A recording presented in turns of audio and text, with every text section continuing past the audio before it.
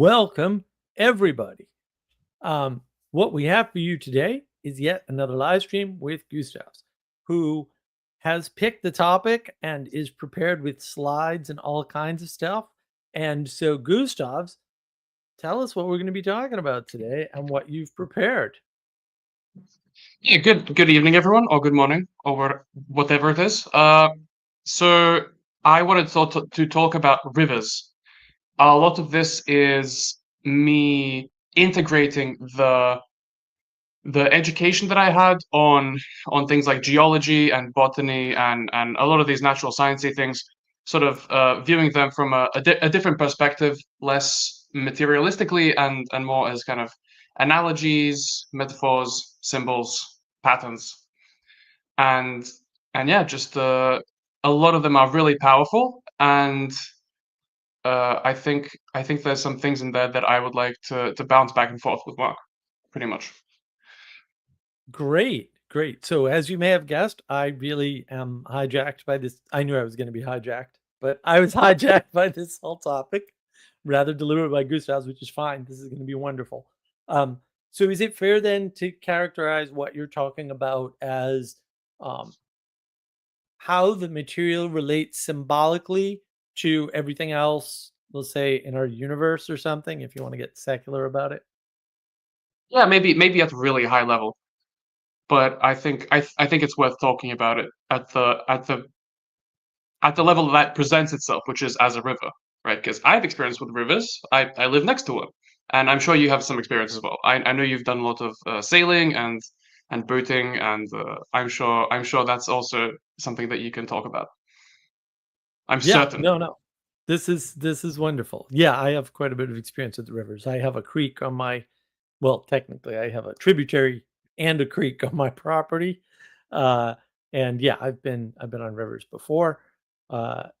In fact, sailed down the Saco River in Maine in a well, not in because it's more on on a Hobie Cat. So that was a fun little camping adventure.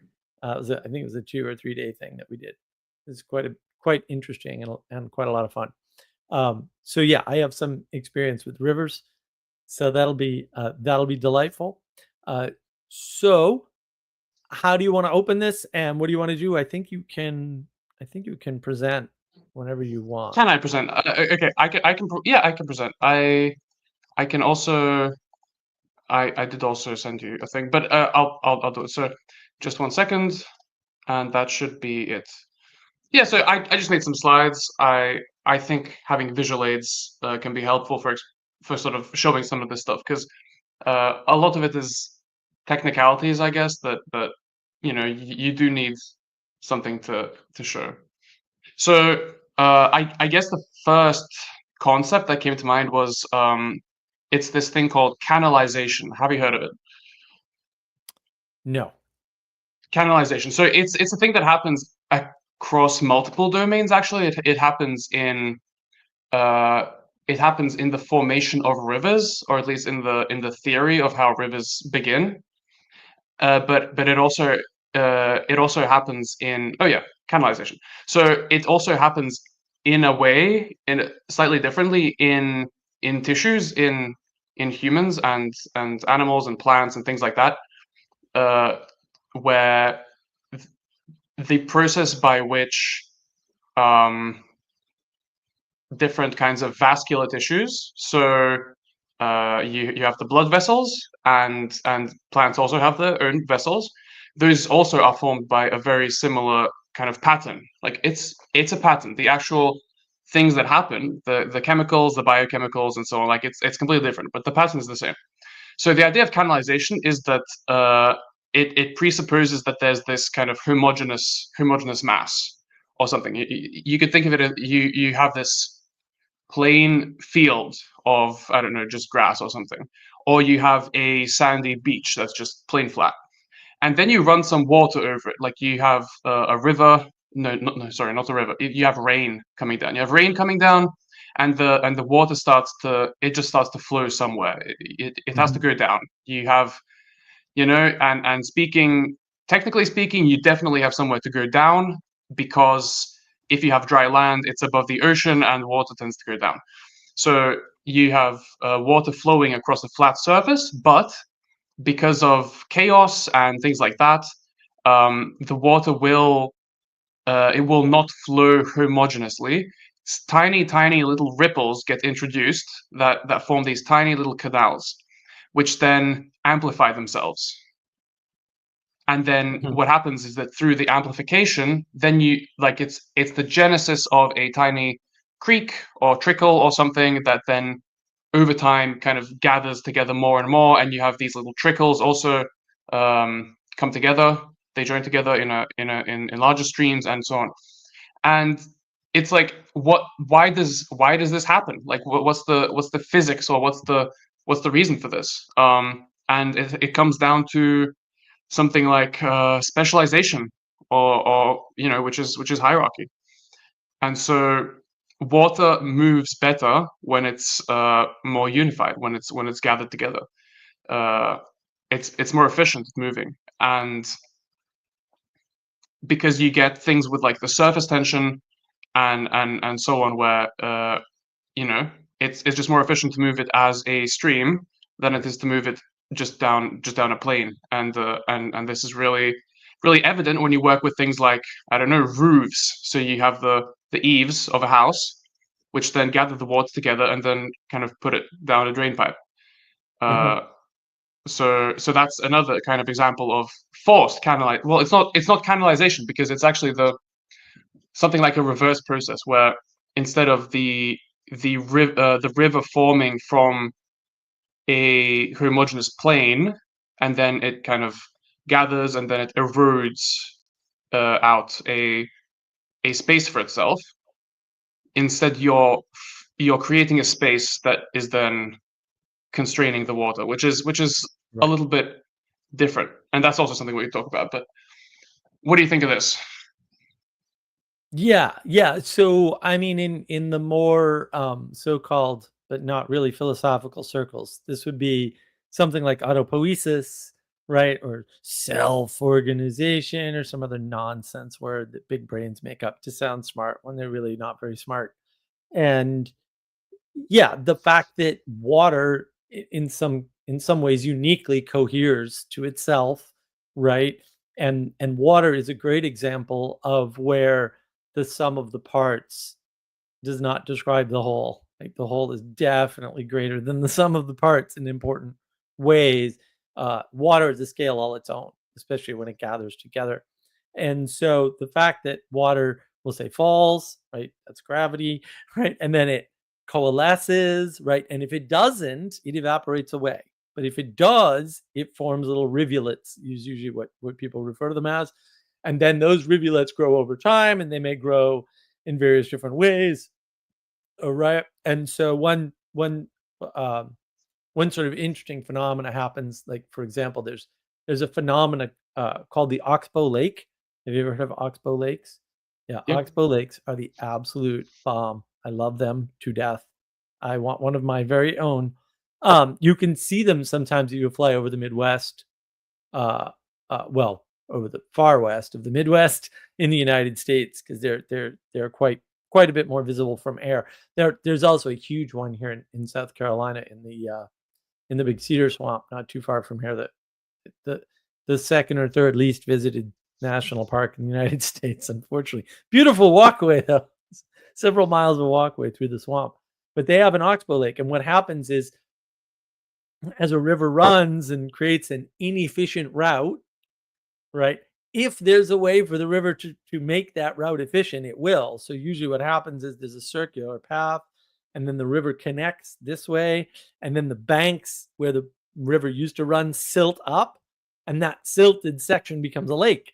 It used to be part of where the river flowed, and now it's a lake. So it's Hmm. called an oxbow lake. Um, and that's part of the optimization of this canalization process over time, as it scales up and up and up and up and up. And so that's a good, we'll say, large, very large scale. It's bigger than you and I, especially in time frame, right? It takes multiple generations to form an oxbow lake. That's a much bigger example of this process, as opposed to the example that you gave, which is rain, which is an excellent place to start, because you always want to start at the beginning, not at the smallest point, but at the beginning, I like starting with rain. I thought that was good. So yeah, I And even rain is canalized to some extent because the right, water vapor in the air it also coalesces into clouds. And yes, sometimes you get the sheet clouds, the right, stratus yeah. clouds, Almost but all other rain times you get the clouds are cumulus clouds, right? yeah, Which are tiny kind of points, which are also right, and canalized in a way. that the autopoiesis of clouds, if you want to talk like a ridiculous person who had too many years of school and not enough years of being outdoors, um, of clouds is particulates in the air around which the water vapor, which again, the parts of which form a greater whole somehow, um, coalesce. And then when that gets right, when that process gets too much, then you get a rain cloud. And then it falls out of the sky, disorganizes, but then reorganizes hitting the ground. And it's not entirely disorganized falling down because it forms rain droplets or sleet or snow or whatever, right? Maybe going through multiple of those phases through the atmosphere, which people don't account for, but is rather clever and interesting. And then recanalizes basically on the ground somehow. So I think that's the way to think about it in terms of cycles. Yeah, like why doesn't rain come down, or like why doesn't water come down from the sky in the form of a fine mist or something? Like why does it Right. fall as raindrops? Right. Because it's Exactly. faster. It's more efficient. It's better. Yeah. Yeah. To a large extent. Well, yeah, yeah, and there's trade-offs to that, but uh, I think this example of canalization can be really seen in terms of responsibility and things like that. So if you have a group of people and somebody starts cooking, somebody starts doing stuff in the kitchen, then they gain the responsibility as cook quite quickly, and Mhm. you get this with all kinds of stuff.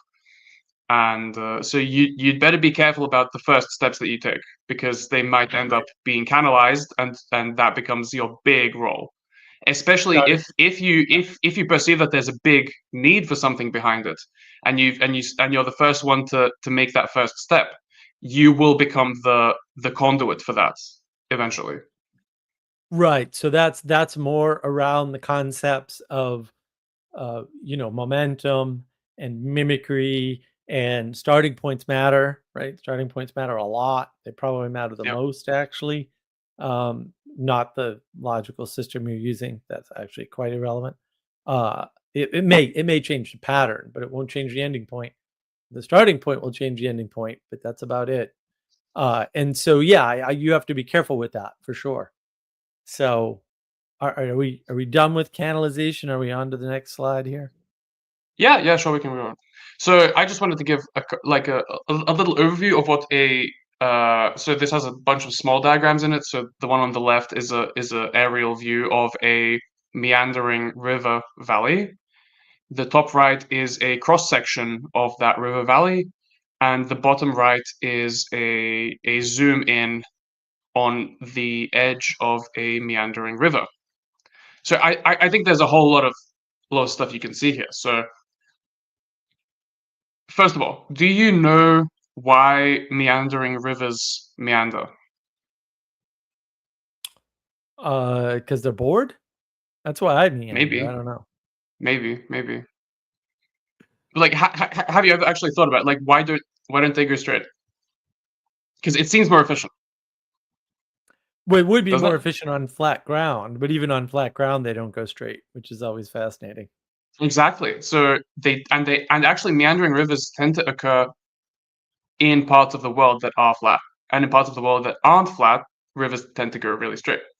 So the reason I was taught actually is that meandering rivers form where there's plants, where there's vegetation, Hmm. because uh, because there's this thing that happens where vegetation stabilizes the banks of a river, right? Which also matters quite a lot. You get this symbiosis between this kind of chaotic source of life and then the things that feed on it sort of constrain it a bit, and that's good to think about. But uh, meandering rivers increase the edge length or the edge surface area of the river, which is called the riparian zone, I'm pretty sure.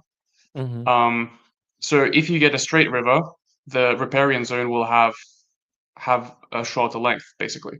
And so in this interaction between the life forms, the plants, the different, willows and all those kinds of plants that grow around rivers, like they kind of it's hard to explain how it happens, but essentially they want to make their domain larger, and so they somehow um, encourage the river to meander. And then once it starts meandering, you get all kinds of crazy effects with like the water doing funny things and moving the sand and the silt around. Um, but that's interesting because when you cut down those trees, when you get rid of them, then the river goes out of whack. It goes crazy. Yeah. Yeah, and that's more related. So a lot of people will talk again in the so-called high-minded philosophical circles about reciprocal, right? And Hmm. then sort of like there's a reciprocal relationship between the land and the plants and the water, and it's like, are you saying we're all connected because we're all part of the same creation? Because that I already knew that, but thanks for the update, I guess. Uh, but yeah, I mean, everything affects everything else, and in ways that I think the problem is the reason why we're rediscovering this somehow, even though I kind of encounter it every day, so I don't really consider it a discovery or b a rediscovery because that'd be silly. Is because we're not thinking about it anymore. We've dissected the world so much through the sciencey thing that we're no longer engaging with the fact that no, these things were always connected and they always affected one another, because you can't affect just one thing in the world, because even in science you can't do that, although the science idiots will tell you otherwise. um, you can't affect just one thing. We're all connected, and so of course the vegetation affects where the river goes, and the fact that it meanders, right? The water, which we'll say is inanimate, is going to reflect to some extent the life around it, because life Hmm. interacts with water and uses water and takes water away and puts water back and things like that, right? Through evaporation through the leaves. And like the Yep. entire circulatory system of a tree, it depends upon this vascular relationship between drawing the water up and having the water pulled out the leaves. And Yep. people don't realize that, but both are important.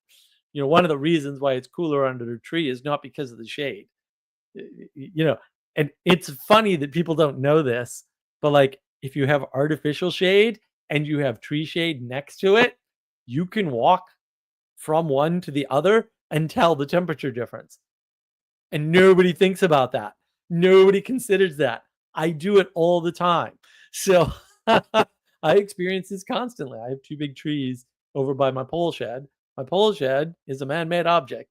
It is nice and cool under the pole shed in South Carolina.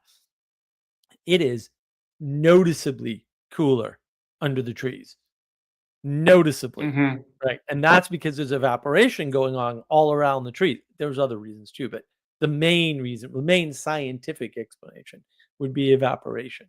That would be like I forget what they call it, but there's an outlier statistic that explains most of the effect. There's a name for that. I just don't remember what it is because I'm not a scientist, thank goodness. Um, and that its evaporation is why it's cooler in the woods, we'll say, than it is outside of the woods. It's not this That makes mere, sense. yeah, it's not the mere fact of the shade. So yeah, the fact that there's a I never relationship. noticed that, but I'll look out for it. Yeah, no, you should do the test. It's a fun test because you're just like, I thought I knew the world, and then you go, oh, no, I'm a Muppet. I didn't know the world at all. It's great. It just, for me, these things, like my whole channel is me discovering none of you people understand any of the things that I take for granted, and going, how do you explain this to people? And then having to do a video. That's basically what's going on here. But hey, so all right, what is this? What does Sally Joe say? Sally Joe.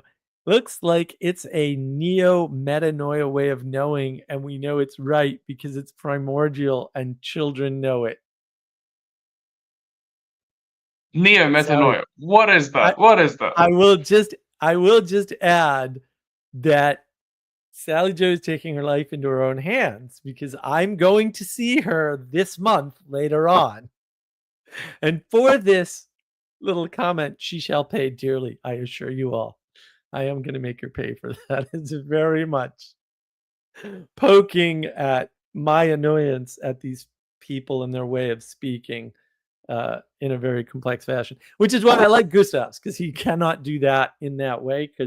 And it's not that he doesn't have the vocabulary either. And it's not that he's not smart enough. It's that he can't bring himself to talk to the world in a complex and pretentious fashion. And proof of this is Manuel. Mark has metanoiance. That is true. I do. That's great. So yeah, moving on. I don't know if you have another slide or if you want to say more about this one. Yeah. No, let's say on this one. So another thing that they want to point out is that the river valley is not the same as the river bed. Those are two different things. And the river valley is much older and it's a lot more stable, right? It's a really interesting example of something like a fractal, right? So you have this tiny little riverbed, which on a large scale of time is transient. It changes all the time, and on the human lifetime, sometimes you do see shifts. Sometimes they're gradual, sometimes they're fast. But over time, and if you look from an aerial view, you can see all the old riverbeds. They're all around the place, and it's clearly changed a lot. But the river valley is a lot larger, and it's so permanent.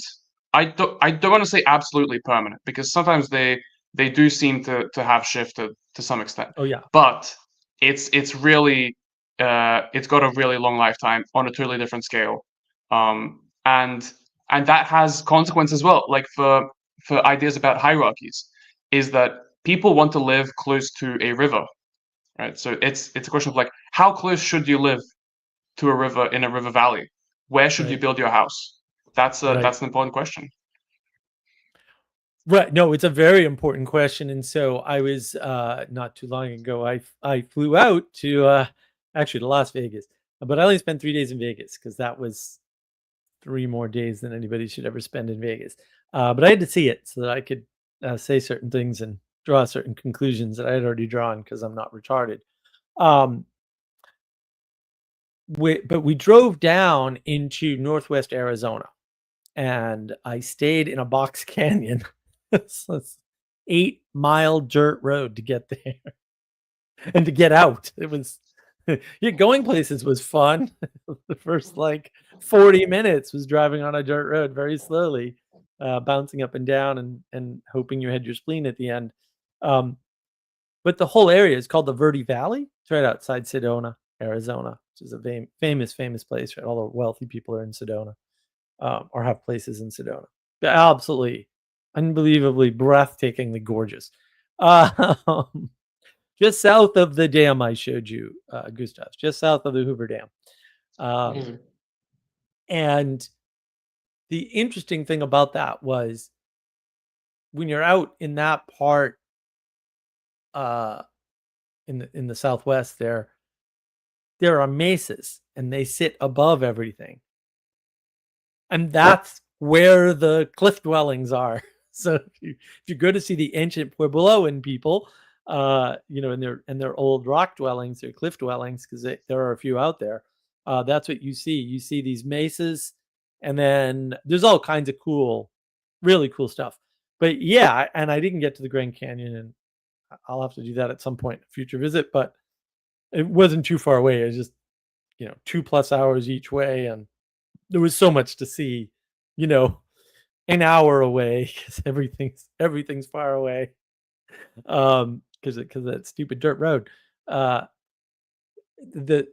nature, you can see where the nature of water has carved into the stone and affected the stone over time. And so, for example, in the box canyon, there's these black areas along the red canyon walls, and you're like, oh, and they're like stripes, and they're not uniform stripes. They weren't drawn by the people or anything. Um, they're from the water, and the fact that when it rains, the box canyons have waterfalls everywhere, right? But in very specific places, Mm-hmm. right? And then that gets a certain type of mold growing on it, basically, right? But then the people and where they lived is all in relation to where either the springs are, because there are springs, where the river is, or where some of the other things are, right?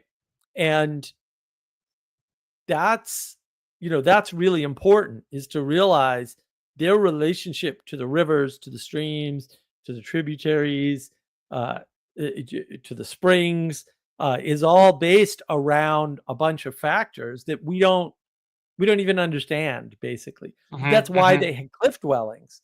Partly was flooding. People never Mm-hmm. talk about that. I'm like, because once you're there, you can just look and go, oh, I see why they're in the cliffs, because of the flooding. Like right away. Like it's not even all right. Yeah. No one, I've Yeah. never heard anybody mention that ever. But Hmm. being in the Verde Valley, right, along some of these creeks and seeing some of I'm like, well, of course they're up here because of the flooding. And they had some lower stuff and some upper stuff. And I'm like, well, yeah, this is 100% clear. Mm-hmm. Yeah.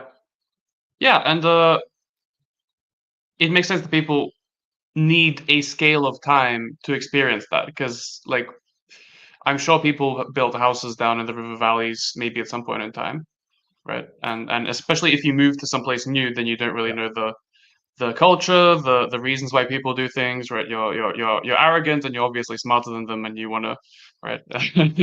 which I say sarcastically, and then you end up getting flooded uh, Right. every so often, whereas they persist and endure.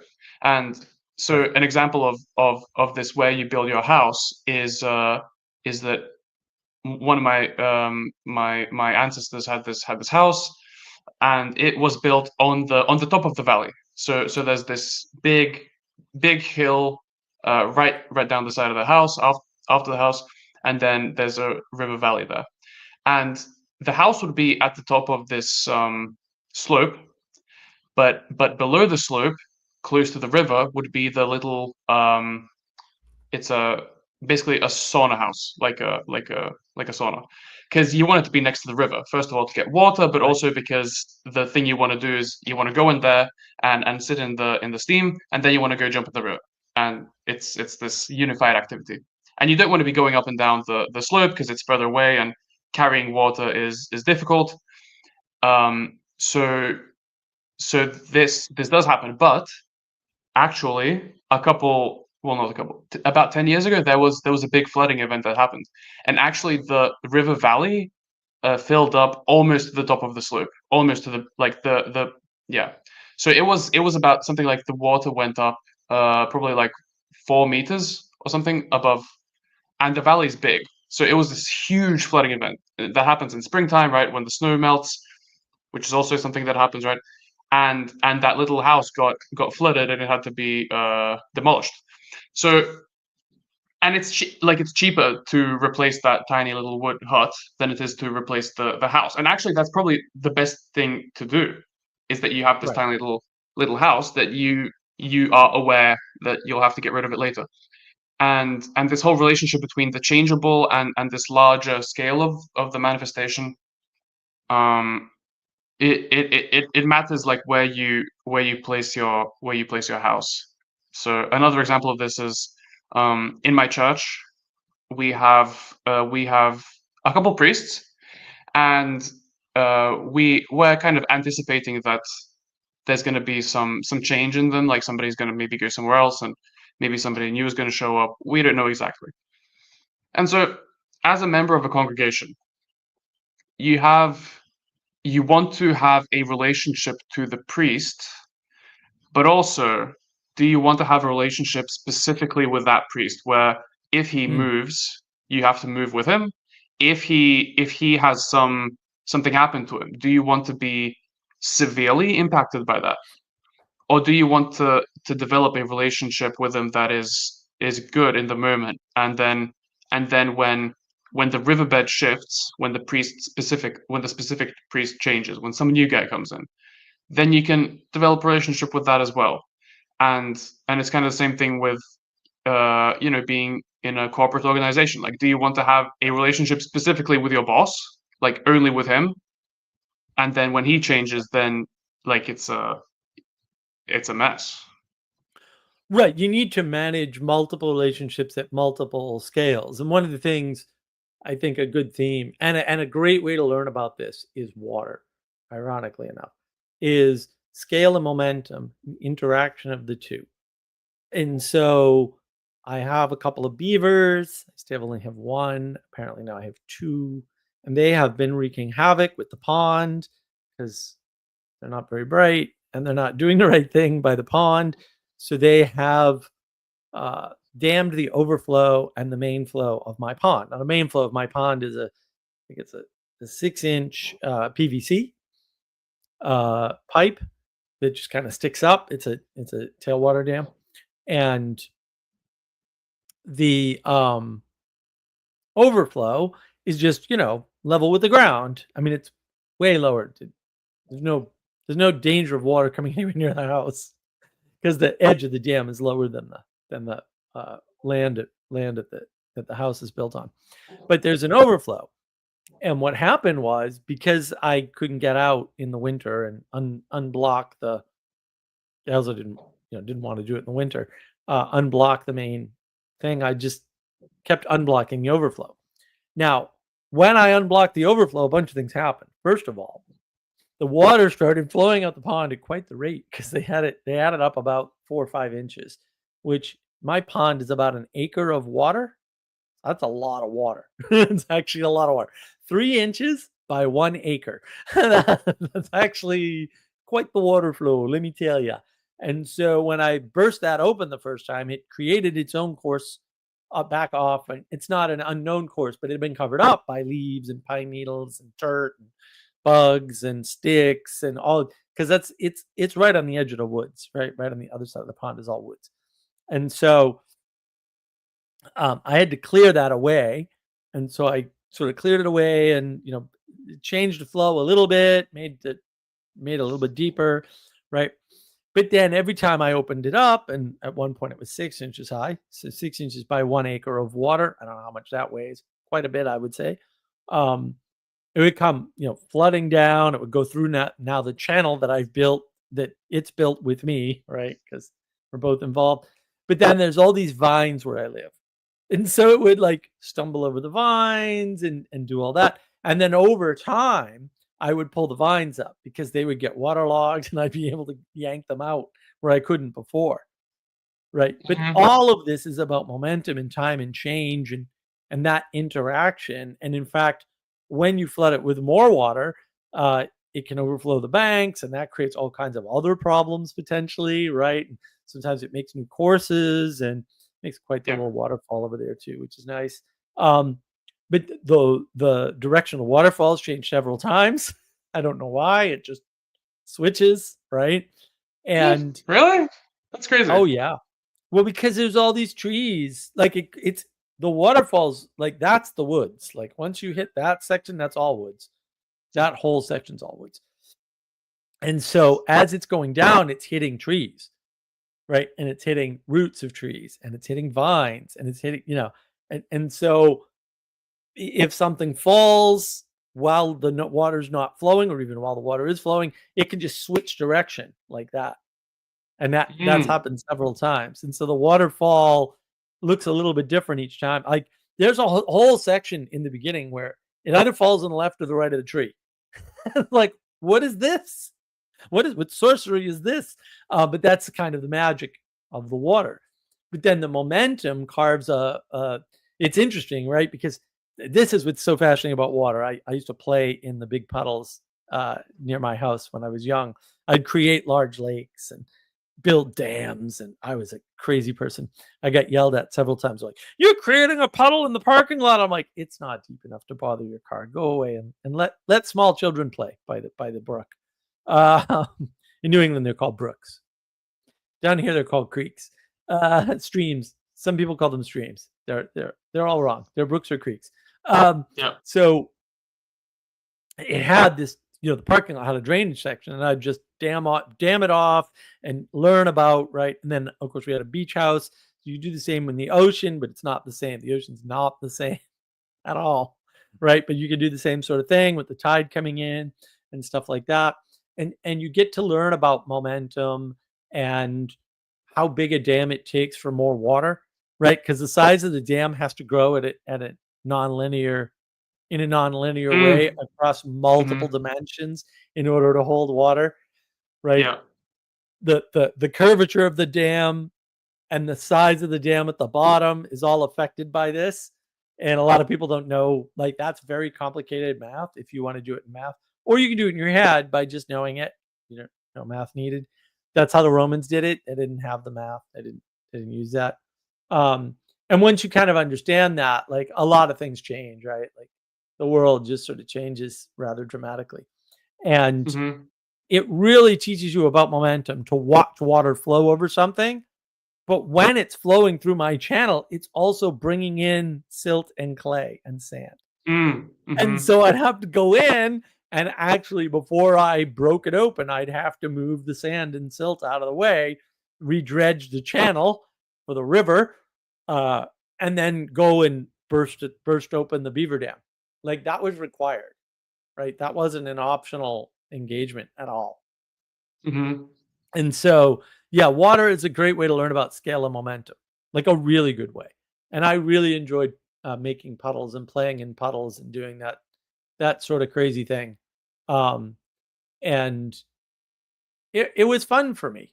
It was actually fun for me to do all that. Mhm. Yeah. Yeah, scale with water is also really important, like, because the creek that you have, like, it presumably flows onto somebody else's territory and comes from someone else's land, right? Right. Hmm. So do you have any, like, do you talk with those people? Like, is it a discussion? No, no, not really. It is on the boundary of like three properties, right? So mine and two others. Mhm. And that's my Bridge Creek is my property boundary, or one Yeah. of them. And then I have the overflow from the pond, which is coming across two or three other properties from the other direction that flows into Bridge Creek. That's, that flows into the creek. That's very pretty. Sometimes it's not flowing, right? It doesn't flow all the time. Mhm, mhm. Yeah, well, the thing with these communal streams of something is that you sometimes have to manage them communally. Because if somebody Right. um, if somebody poisons a river, it's really bad. Like, Right. especially a big one. And this used to be a big thing with people leaving, like, dead animals in rivers. Uh, Right. that was really bad. Like, and Yeah. it's it was it India was it has was that considered problem. like really, what do you call it? Like, just like one of those things you just don't do even to your enemies, pretty much.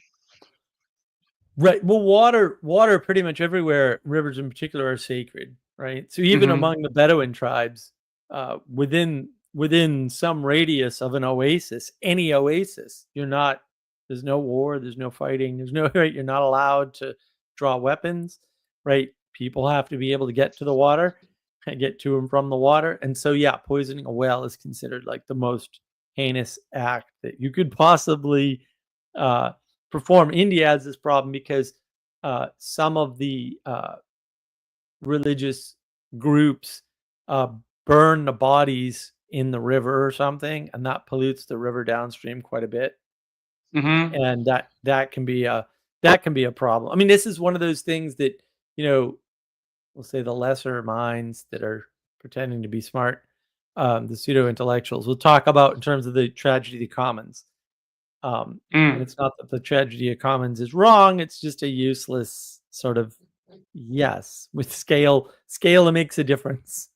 Like, Mhm. no Mhm. kidding. Mhm. When you change the scale, the rules change. That's what changes scale means. It means for the same set of actions, the rules actually change because doing the same thing doesn't have the same effect. It's a Yeah. nonlinear relationship, guys. That's what scale is. It's the Yeah. statement. It's one of the many ways you know the world is nonlinear. That's a big one. But again, Hmm. water really teaches you that, because water at a very small scale changes behavior, right? Or I should say, a very small quantity changes the scale of the behavior of water pretty quickly. And Yeah. yeah, it's useful for that. That's for sure. But I like that so over time you can see the scale of the change in the riverbed. I like that you made that point, and the idea that the river valley doesn't really change that often, although uh, the Mississippi River in the United States, the mighty Mississippi, um, that river is not supposed to be where it is, and it's going to change one way or the other. And Army Corps of Engineers be damned. And we're sort of running into that. I guess the city of New Orleans is like really sinking fast nowadays, because they've been trying to keep it not sinking for too long. And also their understanding of hydrology is lacking. And so the things they've been doing have been making it Mm. worse. Although I would argue, it doesn't really matter what you do. When it's time for the river to move, the river going to move. And that all your human endeavor is not going. It might work for a while. The Mississippi, if I remember correctly, it has for 30 years been supposed to be using its alternative path, which is roughly through New Orleans, and it's not Mm. hasn't done that yet. And it will, though. Don't worry. Mm. You Okay. can't keep Well, it that way forever. thoughts and prayers. Then I suppose are the way to go. With New Orleans. Yeah. So are we done with this particular slide? No, no, definitely not. Definitely not. Oh, So okay. another thing I want to talk about is about the levee, which is this tiny Mm. little wall, a little thing around the edge of a river. So uh, how how does the levee function? Well, first of all, it's a kind of small scale um, constraint on the riverbed specifically. Like if you don't have a levee, then the river just erodes really weirdly and it'll overflow all the time with the tiniest change. So there's this constraint, there's this loyalty to the riverbed, which isn't that big, but there is some loyalty to it. And the levee Mhm, gets built mhm. up by silt getting um, by variations in the river. So the river kind of it tries to escape a little bit, but it gets kind of boxed back in. So with this small variation of the river level, um, it pushes silt and sand to the side a little bit more and more and more and more, and then eventually the levee gets built up. So that's an example of how just behaviors and how people learn to do things and ways of doing stuff.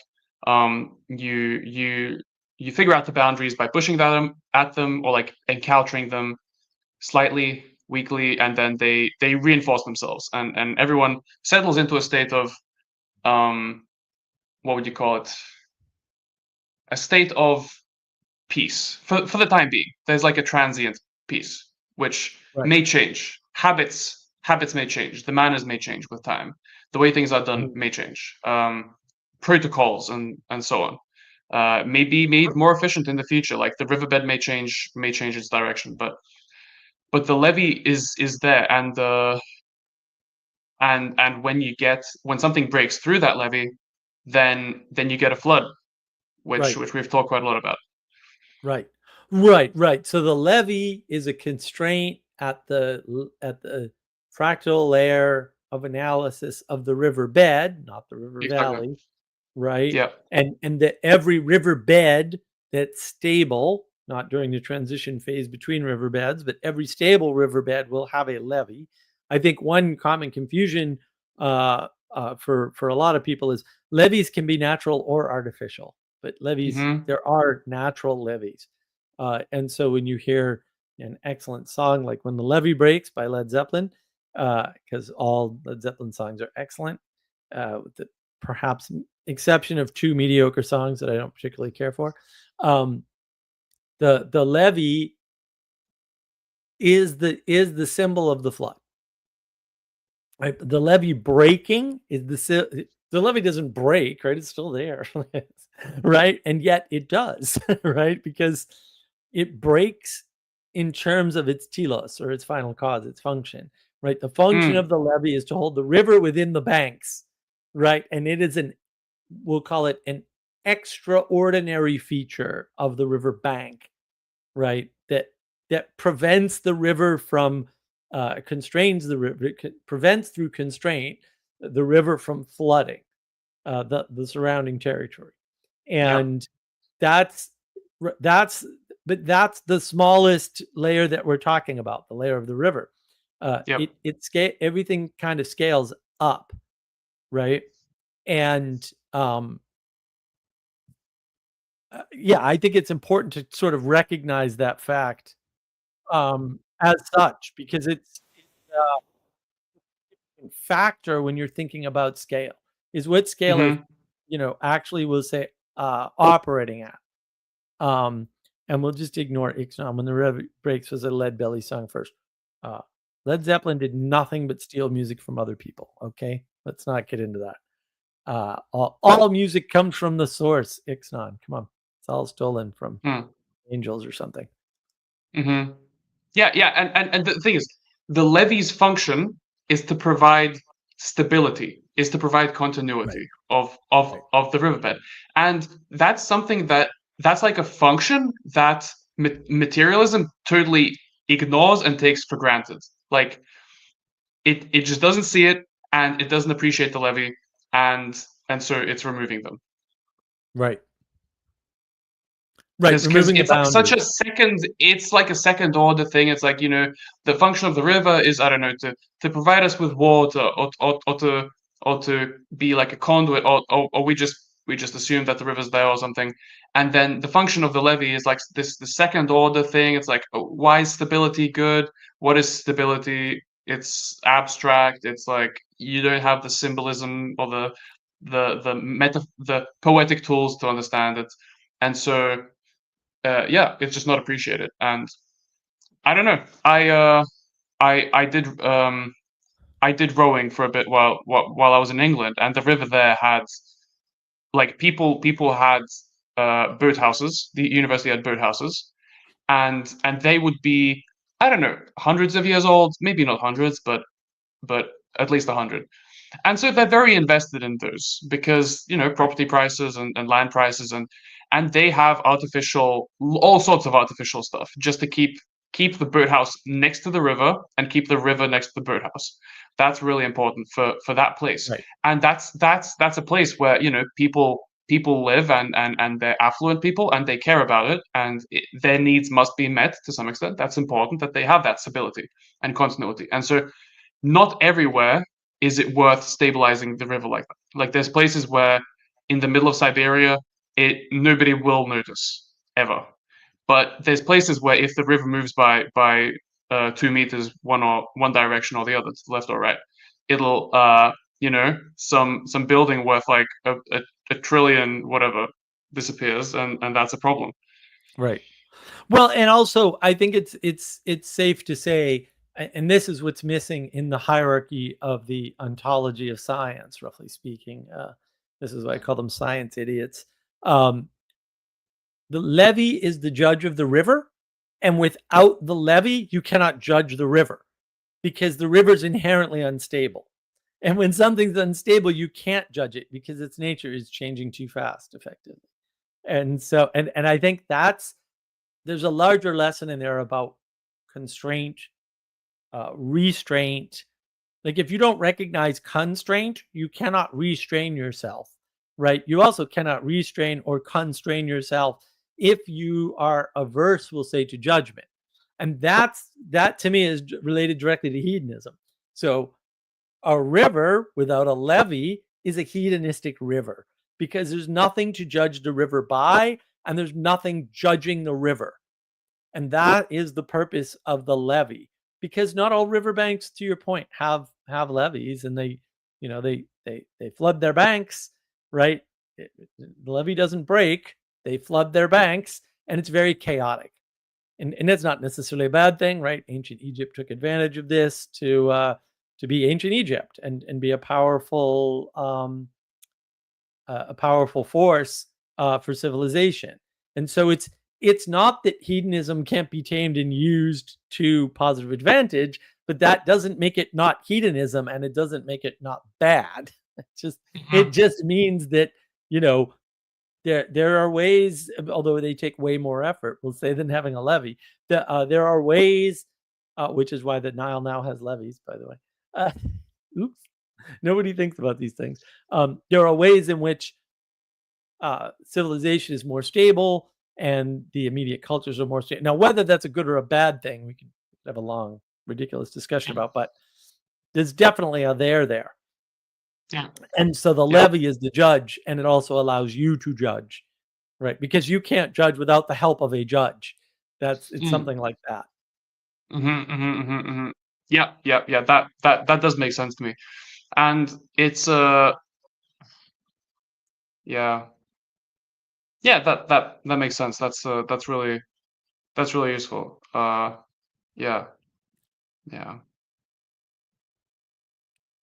I'll have to think about that. Good. Mission There was accomplished. a point I wanted to make earlier, but we kind of skipped over it. Is that about the poisoning of the river? It's this and this is like maybe a little bit abstract, but the river as like linear, you can make an analogy you can associate with purity of transmission, or like the providence of something, which is something I've brought up a couple of times before. Is that and I've thought about this mostly in connection with the kosher laws of the Jews, actually. So I can make that connection in a bit, but the idea being that you shouldn't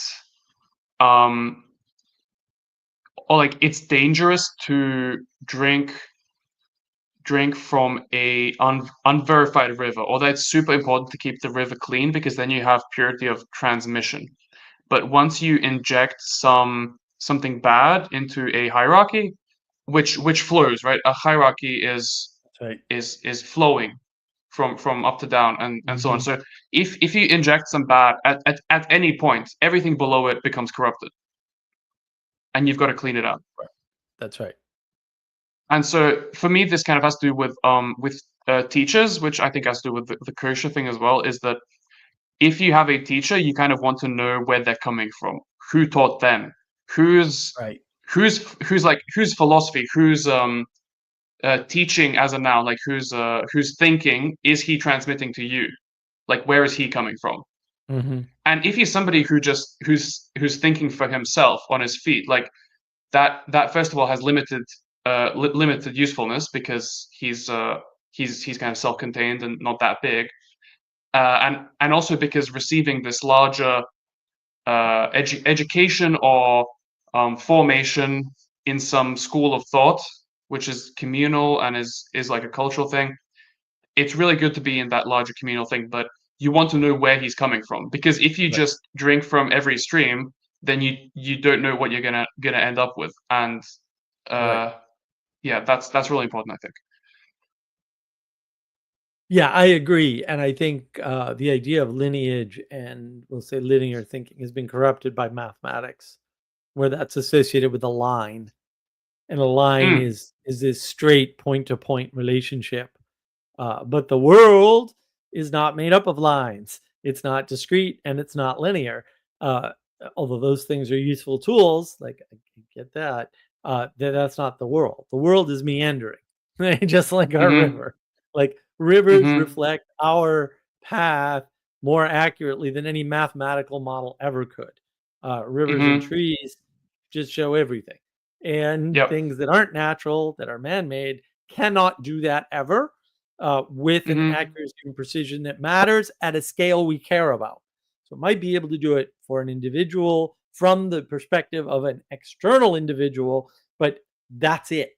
That's psychology, but psychology is very individualistic. It's one individual helping one other individual. And those tools kind of almost sort of work, although not very well and not for very long. They never tell you that. Peterson does. Vervaeke mentions it, but the rest of them never tell you that. And so that linear and discrete way of approaching the world just doesn't last very long. It just doesn't Mm-hmm. work for very long. It works. It can work with great accuracy and precision for a short period of time in the hands of well-trained experts, we'll say. But after that, and what does well-trained mean? Well, it just turns out that the best psychologists are people who are good at interpersonal relations, which are Mm-hmm. meandering, not linear. So the fact they have linear Mm. tools is a side effect and not a cause. Hmm.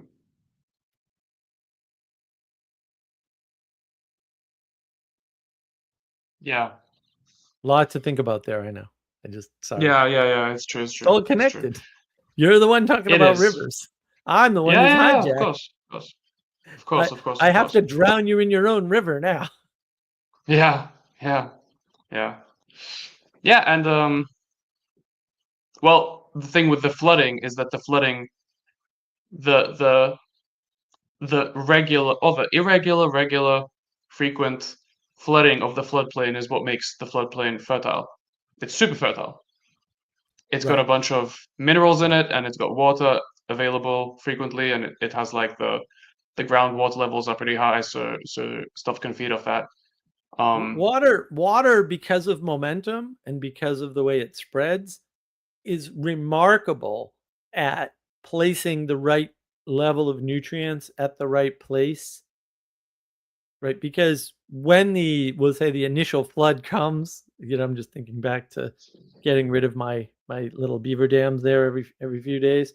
When that mhm, initial flood comes, it's carrying with it things that normally aren't there, mhm, right? And so those things are getting carried away over the banks, right? Breaking the levee, right? The levee is broken because it's not serving its purpose anymore of constraining the river. That's how levees break. Very interesting use of the term break.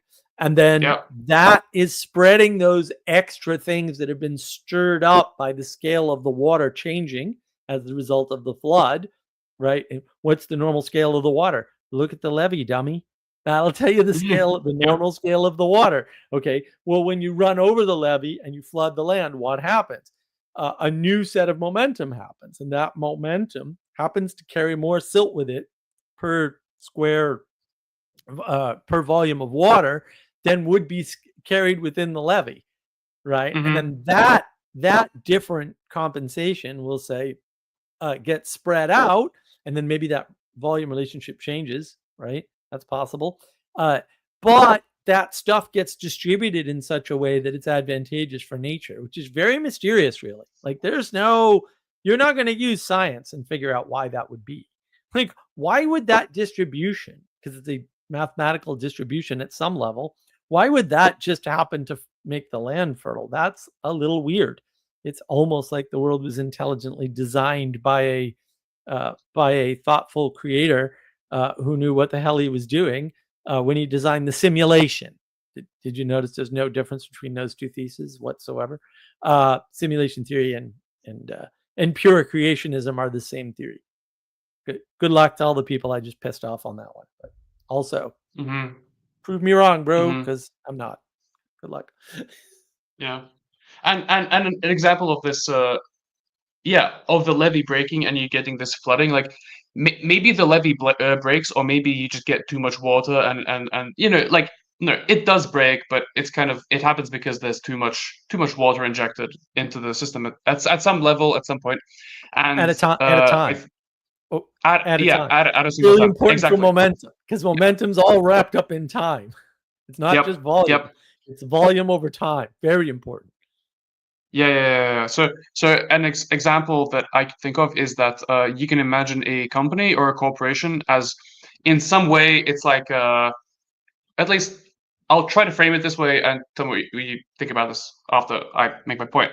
Is that a company can be like a river, a conduit of money in some sense. Is that you get money coming in at some point and then it kind of flows down, trickles down. And so Yep. if you get actually too much money into the system, then everyone near the top gets quite rich quite quickly, Yep. and there can be a confusion of who's at the top, who's in charge, where the riverbed probably is, because you get this Yep. spread out flooding or something, right? Yep.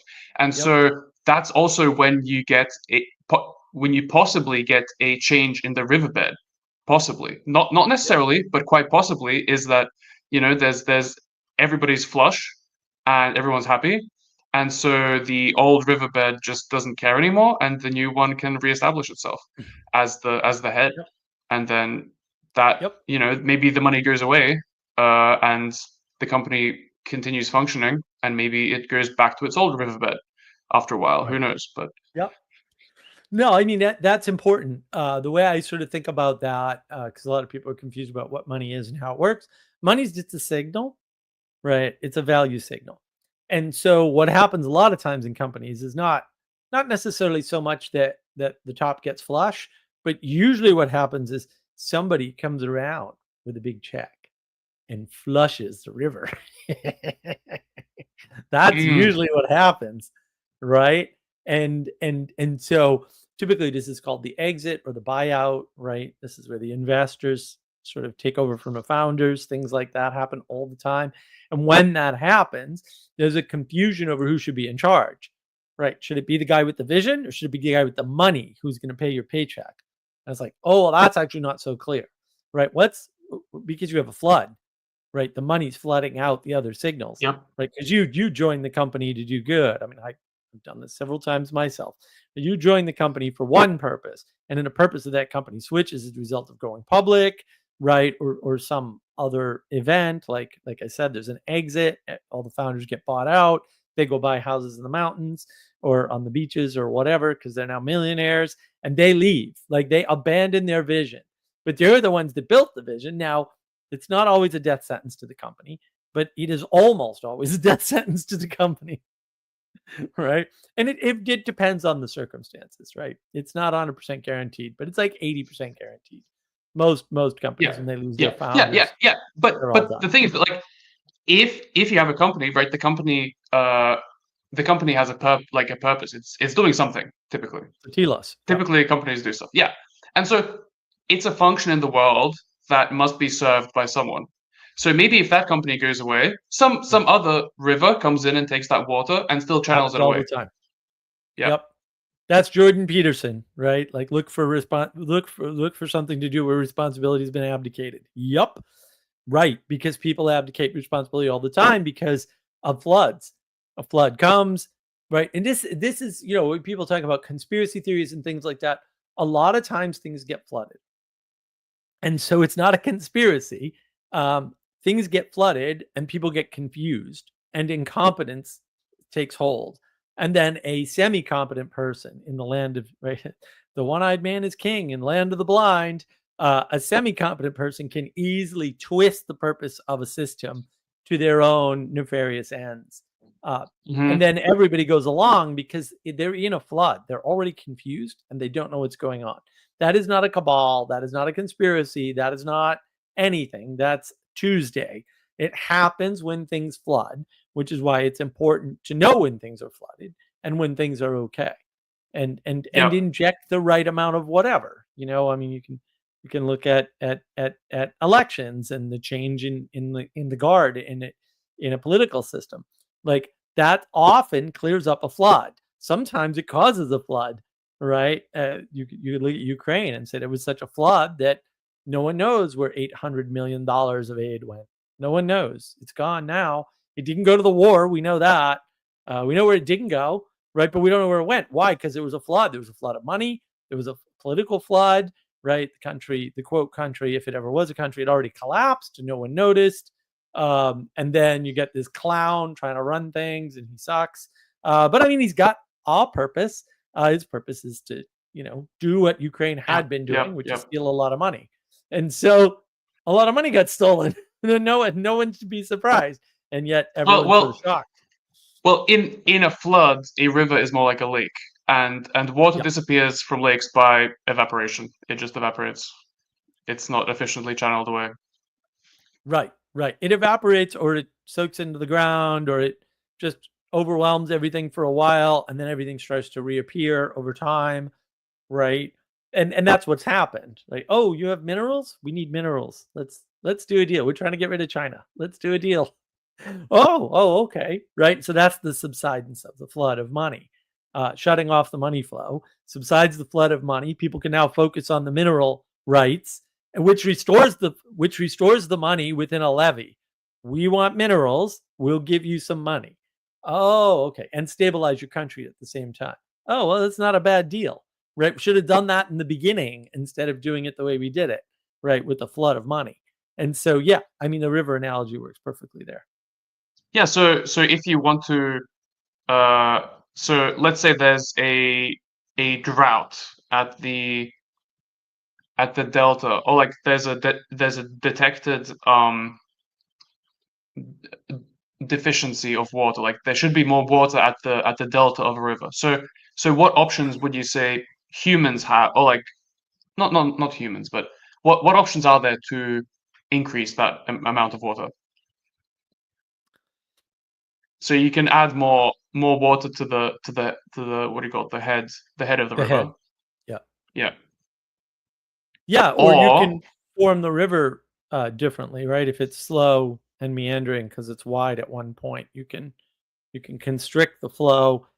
So constricting the flow, especially upriver, increases the flow along the whole river all the way down, generally speaking, right? As a rule. But you have to play with water to know all this. So momentum's yeah. important. Momentum has so many dimensions, it's hard to talk about it. Water in particular has so many like people don't understand you really won't understand dimensionality unless you understand the flow of water. Like, for real, like it's real. I mean, you can learn about it on the ocean, we'll say, but it's way easier to learn about it on a river or with a stream or something like that, because the speed, which is uh, is regulated by the constraint by the banks in this case, or the the ultimate constraint of the levee. Those two can be different, by the way. That speed has a non-linear, non-discrete effect further down, and that effect can change. And so speeding up the top of the river under certain circumstances can actually slow down everything at the delta if there's a pool, because what happens is if you speed it up here and there's a pool, the pool can grow larger under certain circumstances, right? Because Hmm. there's still this reciprocal relationship between the river and the land. And so Yeah. you can't look at one part of the river and infer what's going to happen in the rest of the river for the most part. Um, Yep. Yep. you Yep. can do that Well, with canals. you know what occurs to me is that actually it's next to impossible to increase the amount of water, but you can decrease it in a whole bunch of ways. Like practically speaking, Yes. the only two ways I can really imagine you getting more water at the delta of a river is that you either make the riverbed more efficient, the run of the river more efficient by digging a canal across some loop, some inefficient section or something. Or the other one that that comes to mind, which has been really impressive, is that speaking of Australia, there's this thing called the Snowy River Project, which they did in the I forget, like the 60s maybe, but basically there's this large like the largest river in Victoria, which is where a lot of people live, and it's a nice place to live, is the Murray River, and it's really old. It's geologically super ancient, and uh, it has a ton of farms around it because it's in this wide valley, and people want to farm over there. But because of Australia is a dry place, uh, it it tends to dry out, and people were building what do you call them? Not canals, but the ones that irrigation canals. Irrigation canals were being built on it, and people were irrigating with it, and so it started to dry up. And they realized that they can do this project where they in the mountains where the Murray River starts, there's a whole bunch of other rivers that flow in other directions. But the special thing with the Murray River is that it's really long because the mountains are sort of next to the sea, and you have all these little rivers running out of the mountains where the rain falls and where there's snow and things like that. A lot of rivers flow straight from the mountains straight down into the sea, into the ocean, and so that water doesn't really it doesn't have a lot of plains around it. Well, kind of, but not that much. Whereas the Murray River collects all of the rivers that go away away from the sea, and then it kind of loops around and goes back.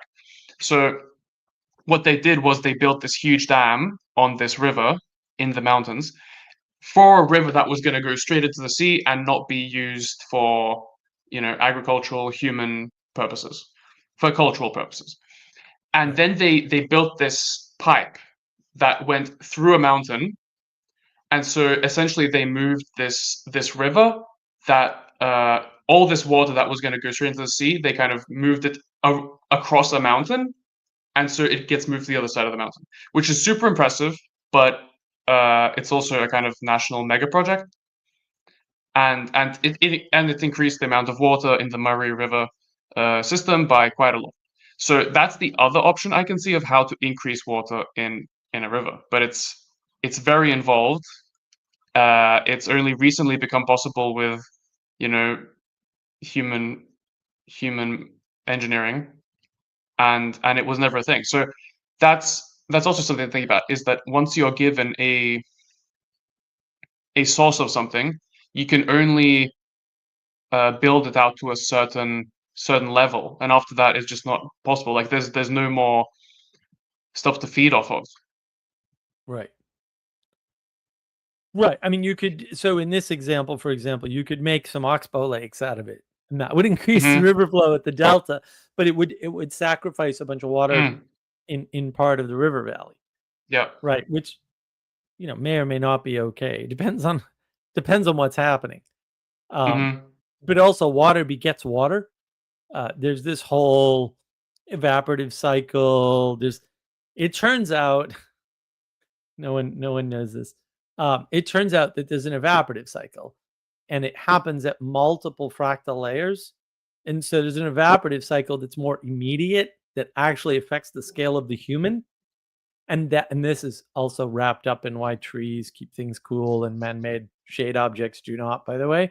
But there's this natural evaporative cycle that happens.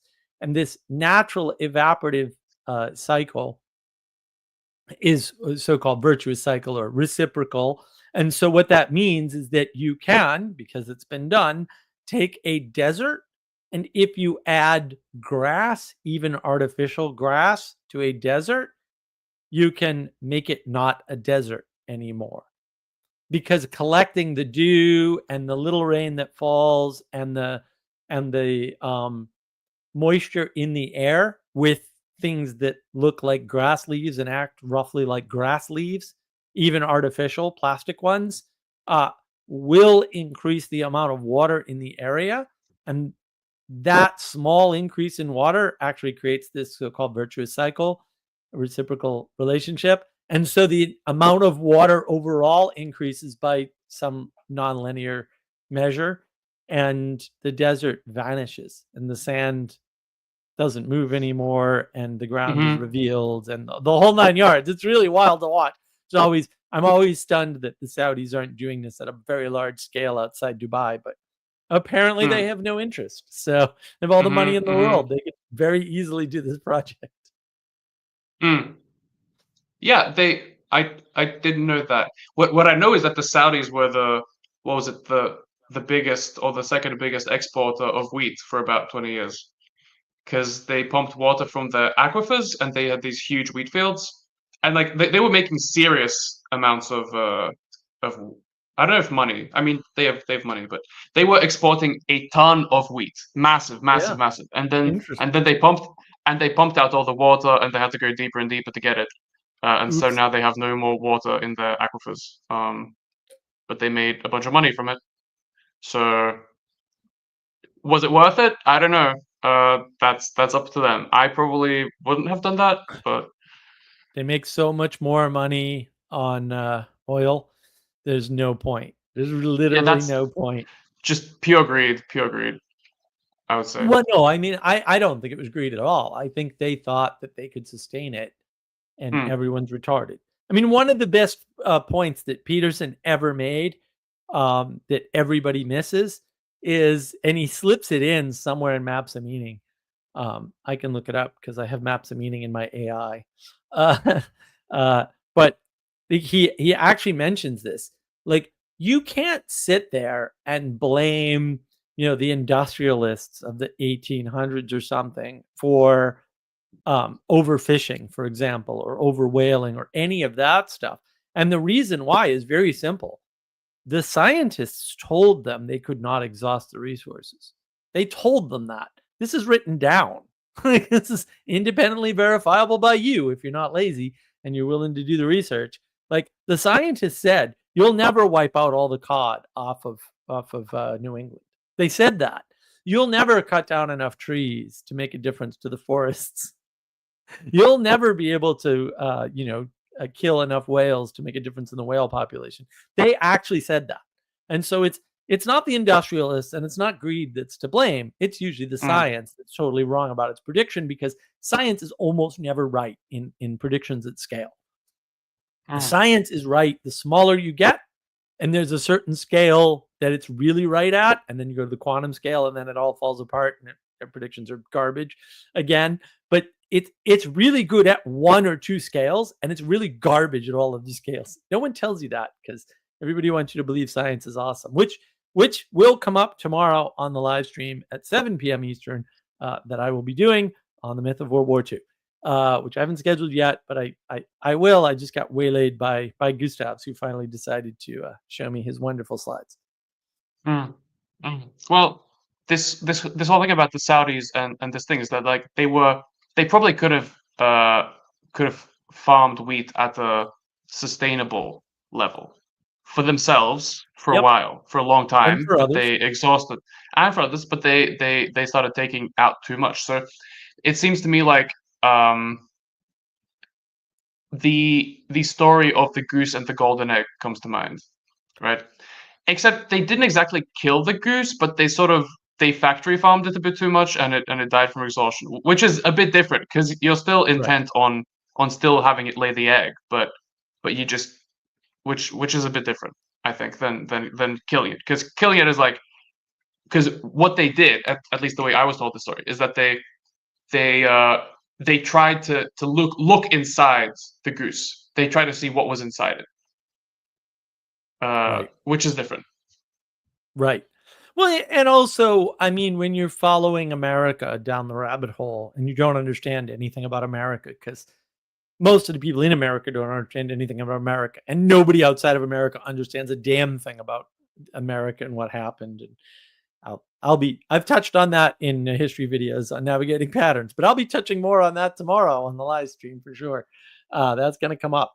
You get all kinds of weird side effects. Like, it just turns out that having a conservative kingship that says, no, we're only going to use so much of this no matter what happens, is always the right answer, because centralized power can make better decisions and enforce better decisions about long-term planning than decentralization does.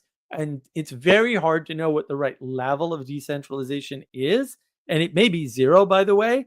It may be that decentralization is always a net negative because of the principle of the tragedy of the commons. So if you actually understood the tragedy of the commons and the inevitability of it, the reason for its existence, we'll say, because it's just an observation. It's not a problem to be solved, because it can't be solved, which should be clear, but apparently nobody realizes this and they're still trying to solve it. Then you understand, oh, there's a relationship here. That's the important part. There's a relationship here between the idea of centralization and the problem of what to do with the things that aren't centralizable in a controlled enough way. And the real answer, the old answer, was, when you find talent, you bring it up to the top. And that's an imperfect answer. But you know what? The alternative is also an imperfect answer, just in a different and possibly more destructive way. We have a map. I love maps. Yeah, we have a map. I just wanted to show Africa, which we're not that well acquainted with Africa, so we can have a little bit of a fresh look at rivers or something. Because when you talk about Europe or America, then it's too too close to home to be able to see a lot of things. So Too personal. Or too personal. that's you miss the forest for the trees because you're too in the trees. I agree. So the continent of Africa is an excellent. I like this contrast. This is an excellent contrast. So what we have is, yes, the continent of Africa. We have a couple of lines on it. So the lines are the rivers, and then you have these zones of color, and the color is the rainfall. So how much rainfall you get, and so you can very clearly see that it's highly differentiated. It has a lot of contrast. You have the desert in the north part, and then you have the rainforests in the middle, and then you have all these other little interesting things happening all around. But it's really interesting how, for example, the Nile, there's a lot of inefficiency there if you think about it. In some ways, in some ways. So first of all, why doesn't the Nile, when it goes out of Ethiopia, why doesn't it go straight to the Red Sea? I don't know. I think it's quite old. I think it's quite an old river, so it has some established valley, right? Which possibly and even likely is older than the Red Sea, which is one of these valleys, these rift valleys that have opened up over millions and millions of years. But it's probably older than that, right? First of all, could we reroute it? Like, why would we reroute it? Like, what's the value in that? So so what would we gain from it, and what would we lose? Like, what would the world lose? What would Right. be the material resources gained and lost? So I would say that you could gain that. There's probably some really cool cliff that you could run the Nile down, that you could build a huge hydropower station on. That would be Yep. amazing. I would love to Yep. do that. Yep. It would be Yep. fun, but I probably shouldn't. Well, right, and ironically, that's the area of the world where A, you don't need any power, and B, solar actually makes sense, and Hmm. C, even with that, it doesn't work. Cut it out. The three, is it three? Or there are four solar plants over there that are basically not working out. But yeah, solar doesn't work, guys, at any scale. Sorry, hate to break it to you. Uh, it's not working out. Mostly because of the power transport costs, but also because running things where there's sunlight anywhere, even not in a quote desert, there's a lot of dust, and it's not good for solar. So mirror passive solar or mirror active water heating solar. Not good. Not good. Hmm. It just doesn't work. Hmm. It doesn't work in the it doesn't work in Nevada, and it doesn't work in the African countries in the desert either. Mm. Sorry, Yeah, hate to break yeah. it to you. But what is gained by the Nile being where it is it's this really impressive thing. The Nile is super impressive and Yeah, powerful. Egypt is powerful, and right. it's super fertile. And the Nile being in this sort of not paradoxical, but just it's kind of unnatural. The Nile is unnatural. Egypt is in some way unnatural. You have all Yes, this water in the middle of just the like dry, super hot, sunny part of the world, and that contrast is what that synthesis of these two different elements is just very potent. right, and it supports all of these people in an otherwise unsupportable land, and it stabilized those people in a way that its neighbors to both sides were never stabilized. Hmm. Um, and look, I mean, we can go back far enough and say, well, there's Timbuktu, and yeah, sure, absolutely, right. And the desertification of Africa continues to increase. Last time I checked, and that sucks. But also, like Egypt is so mighty, everybody knows about Egypt. Every subsequent culture is affected by Egypt, and all the other cultures live in the shadow of Egypt to a degree that really you can't actually appreciate. But just the fact that pretty much everywhere around the world, everybody knows about Egypt or knows something about Egypt should tell you all you need to know. Uh, and to the extent that you can say, Greece, Rome, and Jerusalem, uh, Egypt is underneath and behind and already impacted all three of those, right? And so it's a juggernaut. and it is that, in a way, unnatural and yet natural, right? Because it's a natural phenomena organizing the principles of that place in a way that they would not be organized without it. And it just happens to be a river. But a river is an organizing principle, an autopoietic thing, as we discussed in the beginning of the Yeah. Yep. slideshow.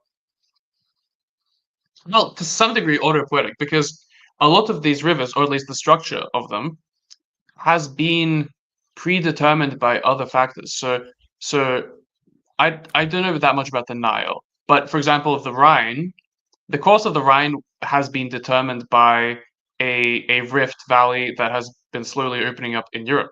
So it's not like the Rhine, autopoetically assembled into something. It Right, it it had this valley opened up, and the water flowed down into the valley which preceded it in some way. right.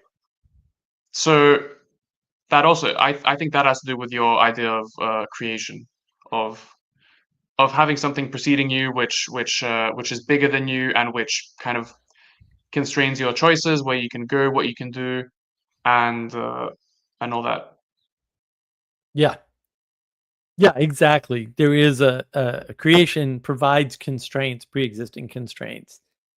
That's why, you know, really, really low IQ. I hate to say it, really low IQ thinkers that talk about thrownness. I'm just like, are you talking about the fact that there's a creation that pre-existed you? Because and you're mad. Are you mad? You sound upset. I don't know why. You've been given the gift of life in this wonderful place, and all you can do is call it thrownness. Why? What's wrong with your brain? I don't know Hmm. if we have medication for that, but we should invent one. Now I'm pro science, just on the basis of Heidegger. How ironic.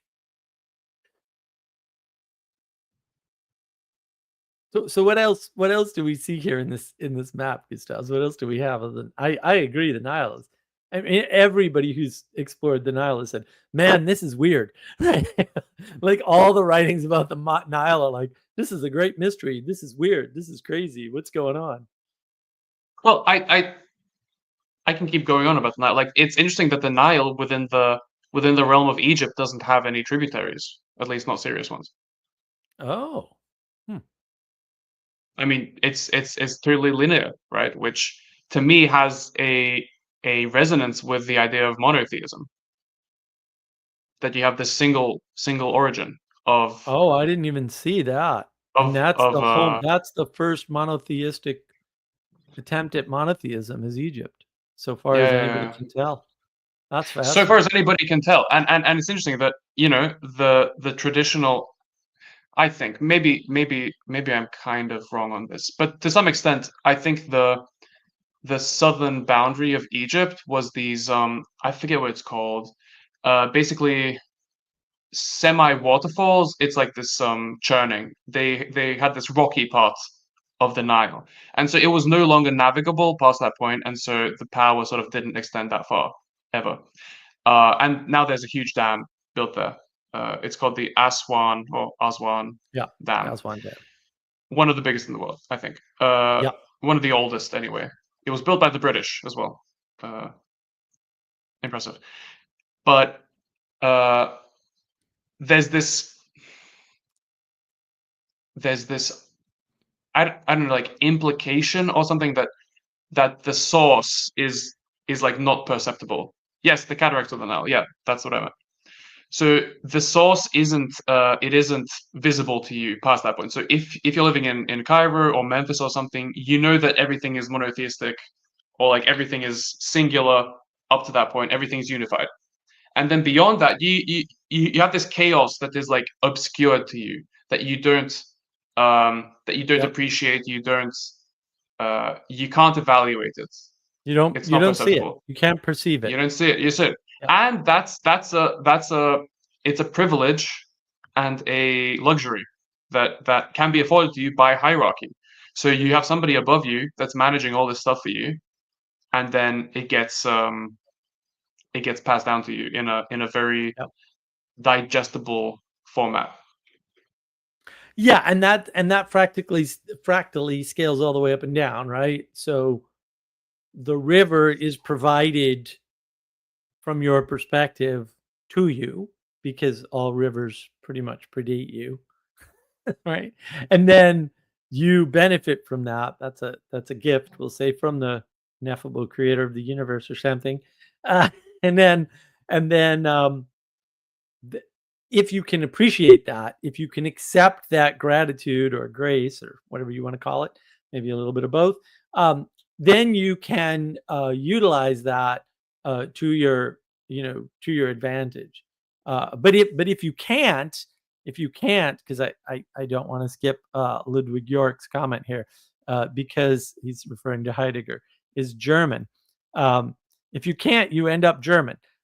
Germans trying to be philosophers are like Italians trying to make trains run on time. Spoiler, they can't.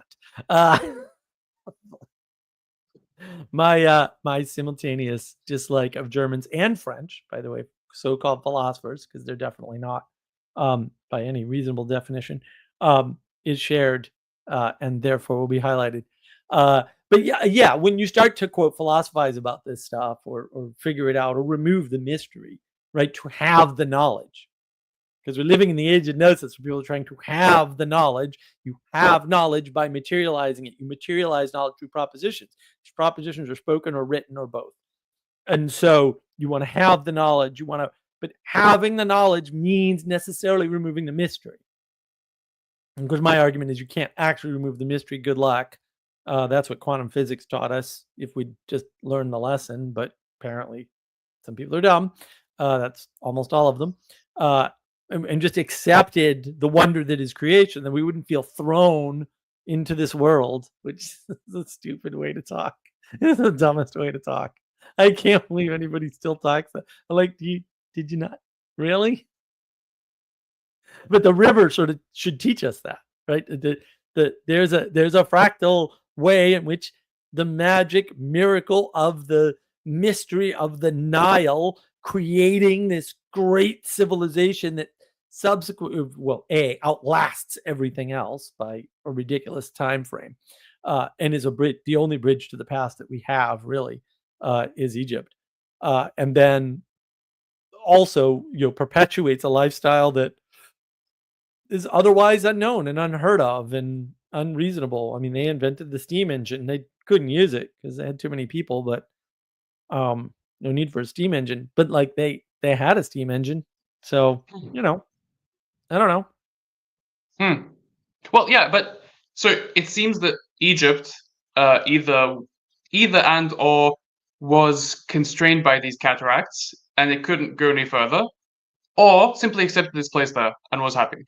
And maybe Right. maybe that was part of the I don't know, the like a decision and acceptance of the ruler, of the pharaoh of Egypt, being like, well, things are good for me, and we might find something up there that I don't want to mess with, and I'm happy with my place in the world, and so we're not going to go any further. And I'm not strong enough on my history. Like maybe they did go past there a couple of times, but generally, I think they didn't go much further. No, I mean the Egypt was so wealthy that one of the core principles of Egypt is called ma'at, which is basically, we'd probably translate it as something close to hospitality, right? Which is basically like, we're so rich in, fertile ground, in capability, in, population, in unity, and all these things, that strangers were welcome, right? And then also remember, like this is a non-nomadic outpost in the middle of a bunch of deserts, right? And we can get into arguments about, well, 10,000 years ago, it wasn't as desertified as it is now. That is true. Also, the Sahara Desert still existed, it's just smaller. And I believe most of the Arabian Peninsula was desertified as well. It was just smaller, right? And that's the impact, right? Like I said, Timbuktu used to be a thriving metropolis in the middle of a lush area, and then turned into desert, and it sort of moved south. as the Sahara moved south and pushed them out. But it is this non-nomadic thing where people are cultivating the land, and did they get that from the Tigris and Euphrates river valley, from Mesopotamia? It's really unclear, actually. When you start looking into it, you're like, this isn't clear at all who was the first, quote, civilization. um I think it's Albert Woolley. There was a guy named Woolley who was the curator of the British Museum who wrote a book about this, like the first civilization. They pretty much from the 1800s on had it pinned at the Tigris Euphrates River Valley, right? So we're talking Sumer, those places, the Sumerians, right? That's the cuneiform, that's the oldest form of writing, blah, blah, blah. But that's actually not clear anymore, if it was ever that clear, which I doubt. It's not clear if it was there, if it was north of there, because now we've got Göbekli Tepe, right? If there are multiple settlements, maybe there are, quote, native Europeans that didn't, well, say, come out of Africa, right? There might be there with the Denisovan discovery. There might be native Eurasians, roughly speaking, right? And so and that makes more sense, by the way. I just mathematically, and if evolutionary theory set is to be taken seriously, it doesn't make sense that there was a single event, because that's not how anything works.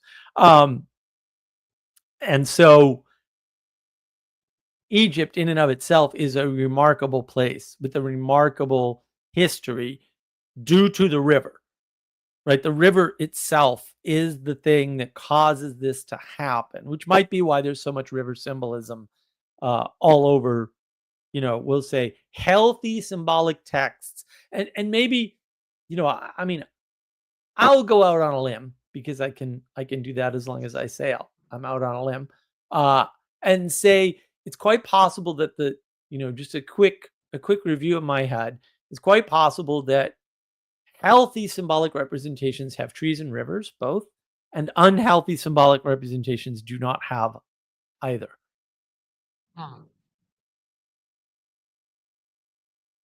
I'd have to actually go into the research, but I'm not unfamiliar with this set of topics. Let me just put it that way. I'm also not ready to put my cards on the table fully, but also this is not something I am unfamiliar with by any means. Symbolism is not an unknown topic to me that I have only recently studied. Let me put it that way. I wish I had my original materials, but they're all gone, unfortunately. Well, rivers are rivers are the core of things. They somehow become essential. They're the thing that holds stuff together. Like, another thing about Africa, we don't have it marked on this map, but African countries correspond pretty much remarkably exactly with different river watersheds. Yep. Which like you can kind of explain it, but then also once you notice it, and if I point it out, it can make you consider certain things. Like, you don't have to. They don't necessarily correspond with species of trees, for example, at all. Like, you don't have, for example, the Congo being defined by where, I don't know, bananas grow, right? And it's like, okay, so why rivers are not bananas? So right, you can kind of think about that. So really good point, right? Especially the way we define culture. It doesn't really work. Like, we don't have any good, we'll say, solid scientific definitions of culture that work really, really well, because even the geography argument doesn't work. Because the thing that follows geography way more closely than people is plants. And so you would expect to see, but you don't see clear, bright lines around plants and geography and culture that link them together in the way that one would expect. And you're right, that's mysterious. I had never thought about that before. So that's a great gift. Thank you. That's gonna occupy my brain space for quite a while, I think. I like it. Yeah. And the countries that arise out of these rivers, sort of, you can if you describe the river, you can get a pretty good sense of the country, actually. Is it one of these small rivers that are in the Gulf of, is it the Gulf of Guinea? The big bites in Africa there, right? Okay, so that that thing, the curve in the middle. So it has a lot of little rivers in the north part that has like what's it called, the Ivory Coast and the Gold Coast Mm. and all of those Yep. different Yep. little countries, and then you have the Guinea and Guinea-Bissau in the west there, and then you have these large countries of Nigeria and the Congo, which correspond to large rivers. The Congo and Mhm. the Niger River are really big rivers, and they're Right. larger and they're powerful. And so, well, I don't know about the Congo, but Nigeria is like, it's developing and it's getting pretty good. And it's one of those prominent African countries that people are starting to respect nowadays. And and that has also like that that has something to it as Mm. well. And like having a lot of little tributaries for a river, a lot of those countries have different cultures, different tribes in them, and they're these conglomerations of smaller cultures. Whereas those tiny little countries are pretty much, they may not have as many tributaries, and they're quite unified, I would say, in their tribal things, or at least typically. Um, so yeah, that's something to notice. Um, Yeah, it is the Gulf of Guinea. I was Gulf of Guinea, yeah, My Africa's a little on the slow side. yeah, Yeah, yeah, yeah, there's two Congos lately. I can never keep yeah, track. yeah. There's the Democratic Republic of Congo and the Republic of Congo, of course. But yeah, it's a strange set of relationships for sure. And I think actually for those two countries, I may be wrong, but I think for those two countries, their capital cities are next to each other across a river, across the Congo. I'm pretty sure. Um, uh, uh, yeah, which Looks is like it. Yeah. which is amusing. Yes, it is. Well, and there's a lot of that. There's a lot of that. I mean, all of the early settlements in the United States were either on the ocean or on the ocean by a river or on a river inland, right? Yep, Because you kind of need that. yep. Ixnay claims water and tree symbolism. Lord of the Rings is greater than Dune. Well, duh. Uh, No, can Dune is confirm. all like I'll just make everybody mad. Dune is symbolic garbage. Just sorry. I don't know what else to tell you. I know why people are attracted to it. I get it. Also, it's symbolic garbage. It's really trash. Mainly because it doesn't have any rivers. Like for real. Like, I think Gustavs is onto something here. There's no rivers. And which is odd, right? Because Herbert was a hydrologist or something, or some watery thing. Pretty sure he's a Hmm. hydrologist. Um, Something like that. Yeah. and he's trying to remove the source of life and the sustenance of life, and then build the story from there and create a new life by manipulating the water, uh, or playing God might be another way to say that if you were Hmm. inclined to talk that way. Um, Mm. and I think because he yeah, wholesale spins and emergence is good narrative from a deserted place, which is a lot like a blank slate, by the way. People are very swayed by that.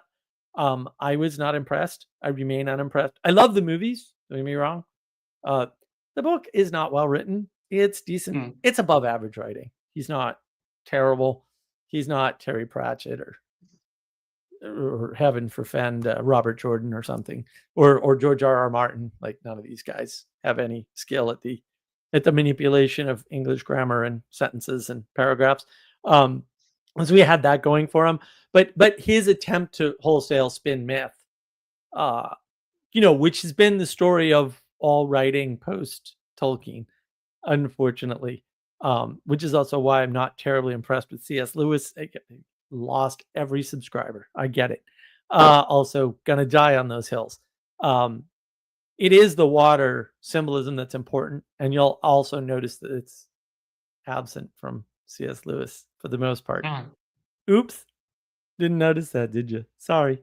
So I really like this, Gustavs, even though this is totally you hijacking me. I love it. This is fantastic. It's been very helpful. Okay. Last slide. Ooh, Maybe not okay. last idea, but last slide. So this is a picture I pulled out of Georgia, the country in the Caucasus.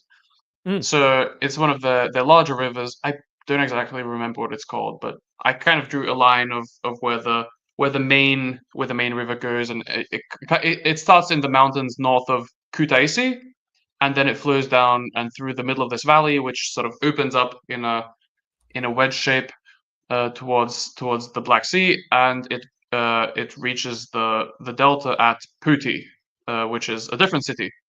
It's kind of yeah, it's a difficult spot. But the thing I wanted to point out was that Kutaisi and Puti are the two largest cities in the domain of this river, right? And there's like a different kind of relationship between them. So Puti exists at the delta when the river has fulfilled its purpose, and Puti is a city of leisure. It's a recreational city. It it's like a party town. It has a lot of foreign people in it, um, and and it also has like a lot more foreign influences in general, just in its like architecture and stuff like that. Whereas Kutaisi is a lot more inland. It's a lot more centralized, a lot more local. It's quite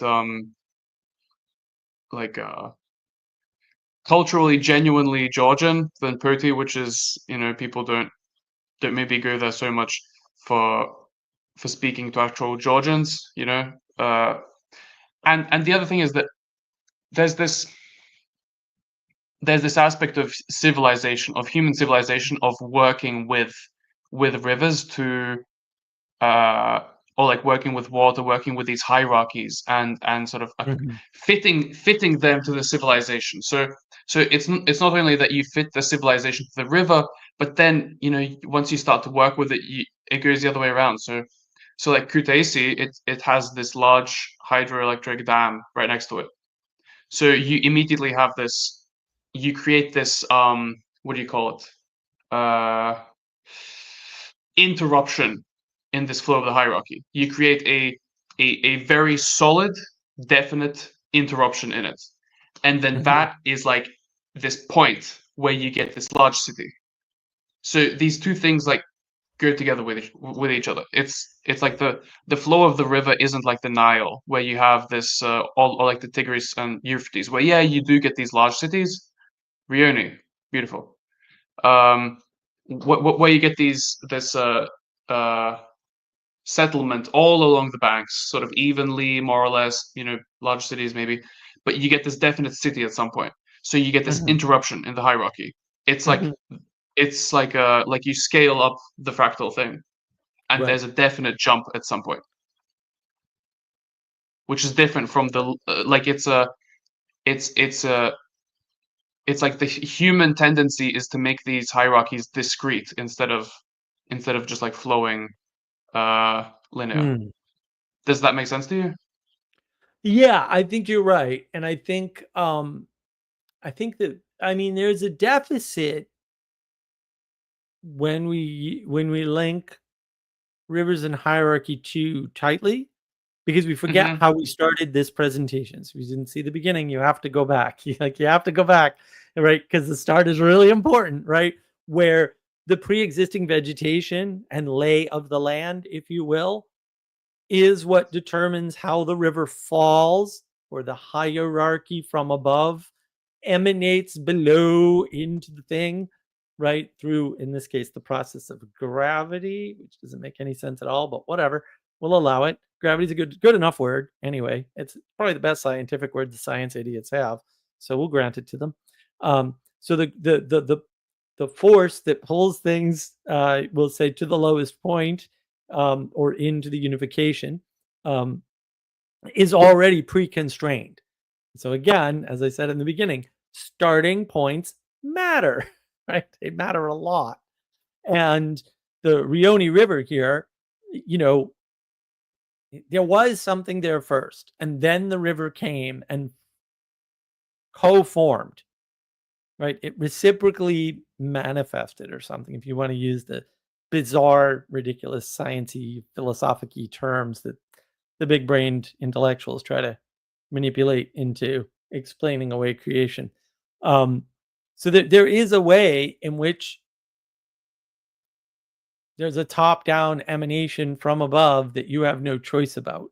But it's not that you have no choice. And it's not that no choice, it's not that your choice or choice from the lower wasn't, was always manifested in that way, right? The lower determined the higher in the past. And it may be that, well, if I was there at the beginning, right? And so what's that pattern? That's, let's all go to Mars. Because if we started over with a new beginning on a new planet, which doesn't work, by the way, I'll just, spoiler, Mars won't work. Humans can't live on Mars. You need genetic modification, full stop. Can't have babies on Mars. Sorry. When you want to do that, that's the statement that you want to go back in the past and change the start of the hierarchy that's emanating down upon you or something, which is very much in concordance with the river. But it's not like the lower didn't have a say in the higher in the beginning. And also, rivers change, to our earlier point. Again, you get to see it from the beginning. Rivers change. And so the effect of those lower portions on the hierarchy is real, right? It just can't overturn the hierarchy in that way, right? What happens when you overturn a hierarchy, and we know this, just study a little bit of history.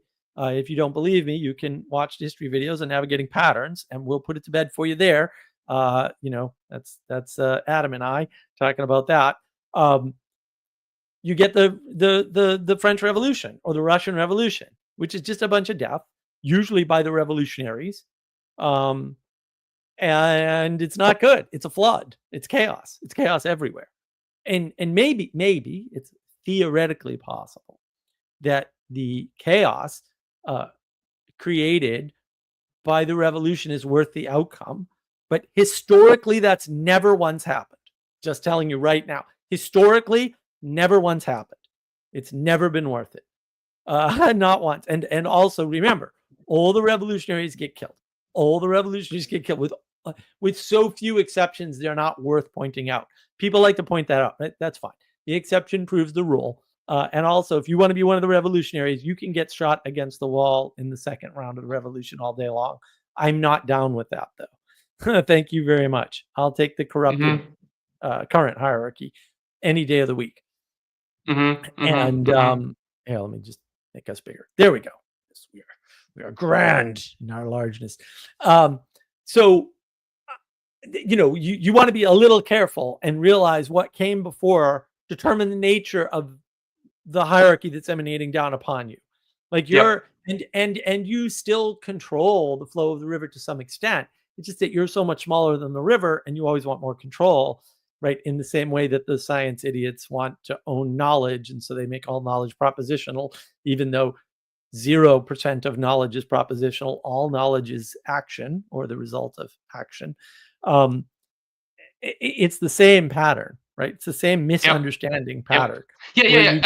And like this whole thing, this whole thing with like you being able to determine, or to affect the flow of a riverbed within a set of constraints is the same as the river itself, which is that you get something from somewhere before you, and then you can do something with it, maybe, but you have to pass it on, otherwise it'll be too much for you. You're gonna get flooded if you try to keep it all for yourself.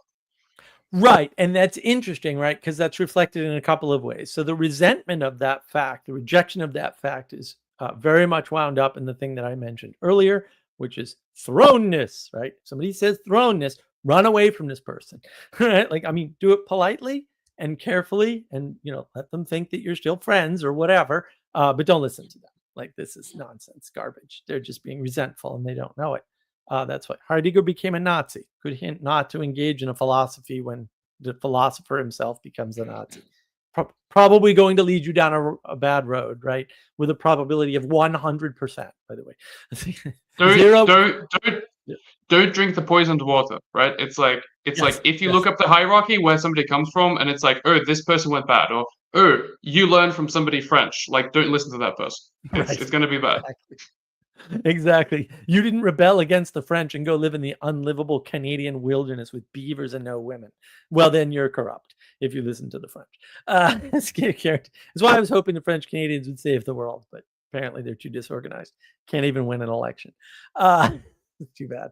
But it's also reflected in the Eastern sort of romantic version, so-called Western Buddhism, as I like to call it, although I'm not the only one that calls it that, by the way. Not by a long shot, of be a leaf on the river. I go, what? Right? That's the acceptance. Instead of going, I was thrown into this world. You're like, no, I'm just a leaf on the river, bro. It's all good, right? I'm now the westernized version is wrong. It's very hippie-ish, of course, because it's Western. So it's a complete misunderstanding of how the Easterners, the Asians in particular, see this and express this. But you can see both sides right there. They're both caught up in this river-like symbology, if you will, very nicely, I would say. And so I like that fact, right? I'm appreciative of that particular way of engaging. So Hmm. I like that you brought rivers into this. I was sort of like, well, of course, rivers symbolic and blah, but really you've brought a depth to this that of course I couldn't have anticipated. So I really appreciate that. Mm. I mean I don't mean that as a way of closing the stream either. So if you have more to say, please say it. But I did want to take a moment to Well, appreciate that. uh, I'm very happy to talk about this stuff. It's good to explore. But yeah, the whole idea about keeping water for yourself, that which you receive, and then sort of keeping it and not giving it on, and then it's going to flood you, and it's going to be bad. Like that is actually what, to some extent, not fully, but to some extent, what the dam does.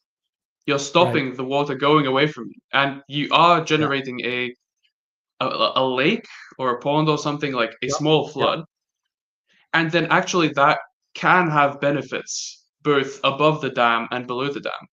Yep. Yep. It can, right? And so I mean yeah, through some fluke of weirdness, there's excellent cell service at the Hoover Dam. And so when I was there, you happen to be online, and that's why I didn't get a tour of the Hoover Dam, which is fine. I'm fine. It was worth it to show you peasantly Europeans the wonderment of American exceptionalism in full It's form. amazing. It really, the Hoover Dam is really amazing.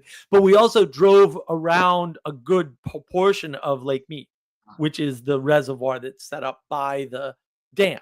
And then one of the things you see as a result of Lake Mead, because that river is drying up, we get to see the mighty Colorado before and after the dam, because we drove, like I said, down to Sedona, which is gorgeous. Everybody should do that once. It's amazing. Amazing. Um, but Lake Mead has the water level's been going down like by quite a bit, and you can see it. Like you just look at Lake Mead, you're like, oh my god, the water was way up here, and then it was here for a long time, and then it was here for a while, and then it was here for a while, and now it's way down there. It's like wow, and like there's these little like RV parks because RVs are huge in the Southwest, huge. RVs everywhere. Every second vehicle is a freaking RV or something towing an RV. It's nuts. Towing a camper rather. And like so there's little camper parks everywhere, RV parks everywhere. Absolutely everywhere. Well, there's a bunch of them that are nowhere near the lake that say Lake Mead Campground. It's like, looks like about a half a mile from any water. You do you, bro. Some of them are further, right? Because the water's receded, but you get to see the impact of that, and I mean it's a Hmm. significant impact. And we got to see a boat, right? There was a boat that came pretty close to the Yeah, dam, although yeah, it's a yeah, little it's yeah. a little cordoned off, but Yeah, yeah, it's amazing. and if you didn't have the dam, then you wouldn't have that lake, and you would probably. I think they used to be able to navigate the Colorado with like small boats or something, but now I think you can do like you can do pleasure boats and stuff. I think. Yep, yep, yeah. No, there's quite a bit more that you can do, and there's a whole farming watershed that's been created by Lake Mead and that interaction. That's a fascinating thing to study. And then the impact of it going away has been a big deal, right? And then Yep. there's Las Vegas. Like, what enables Las Vegas? Because you get to Las Vegas, it's really stark. You get to Las Vegas and you're like, how is this here? What what on earth is this? Different question, but like, how does this exist here? Because you look around and you're like, there really shouldn't be much here. Like, there could be a little whatever desert, fine. I mean, I was in I like to call it the Mojave Desert, the Mojave Desert there. I didn't get to see Death Valley either. See, I have to go back. Um, but like you can have a little bit of stuff there, and then you get to Vegas and like the lights are it's like, what is happening? It's like the sun at night. It's crazy. And it's like, where the hell are they getting the electricity? And then you go to Hoover Dam and like, oh yeah, look at all that electricity. Like, oh yeah, they Yep. got electricity for days. They got electricity to spare. They've got Yep. kilowatts and kilowatts and kilowatts. They of course you can support a city there. They can pump water from 5, 6, 700, 2,000 feet down. It makes no difference. Electricity can really solve a lot of problems, I'll say, especially Mhm. with water. And Mhm. although that aquifer is also getting drained because Mm. Vegas is booming again, and there's people right up against the desert, like right up against it. Like they're from their house, you could walk into the Mojave Desert. Yeah, crazy, crazy. Mhm. Yeah. It's absolutely nuts. It's absolutely Mhm. also Yeah, well gorgeous, gorgeous place. so I wanna go back to this discrete boundary that gets set by human effort, by human craftsmanship, right? Mm. Artifice.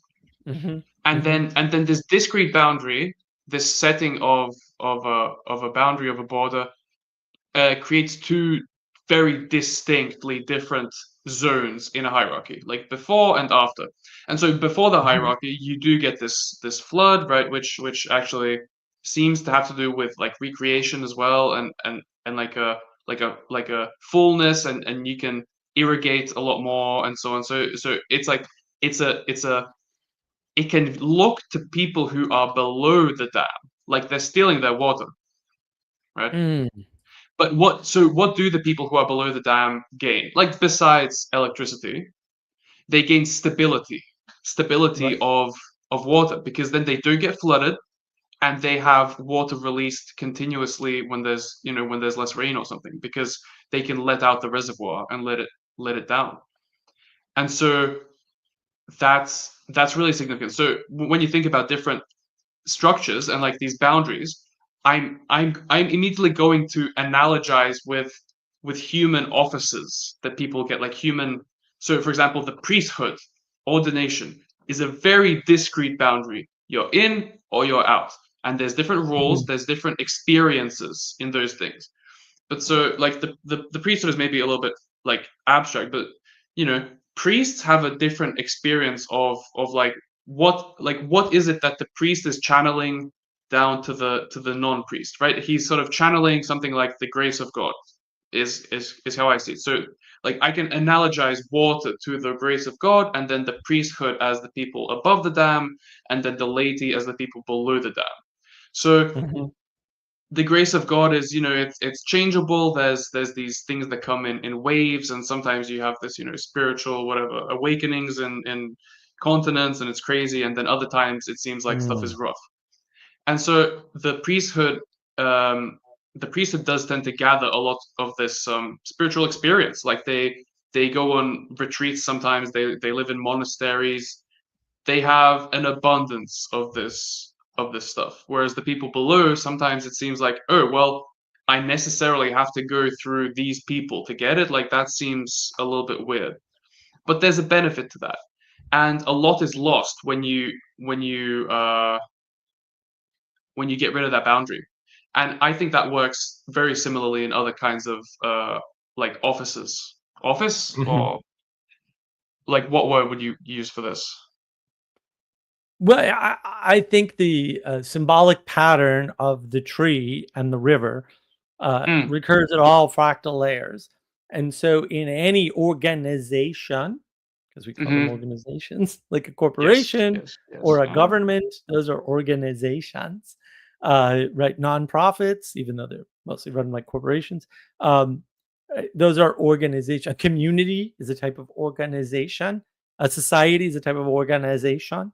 Right? A culture is a type of organization. These are all organizations at different scales. And people get very frustrated about the scale and their involvement in it. But yeah, they all follow that same pattern where there's a head, a distinct head. It may not be a single person, by the way.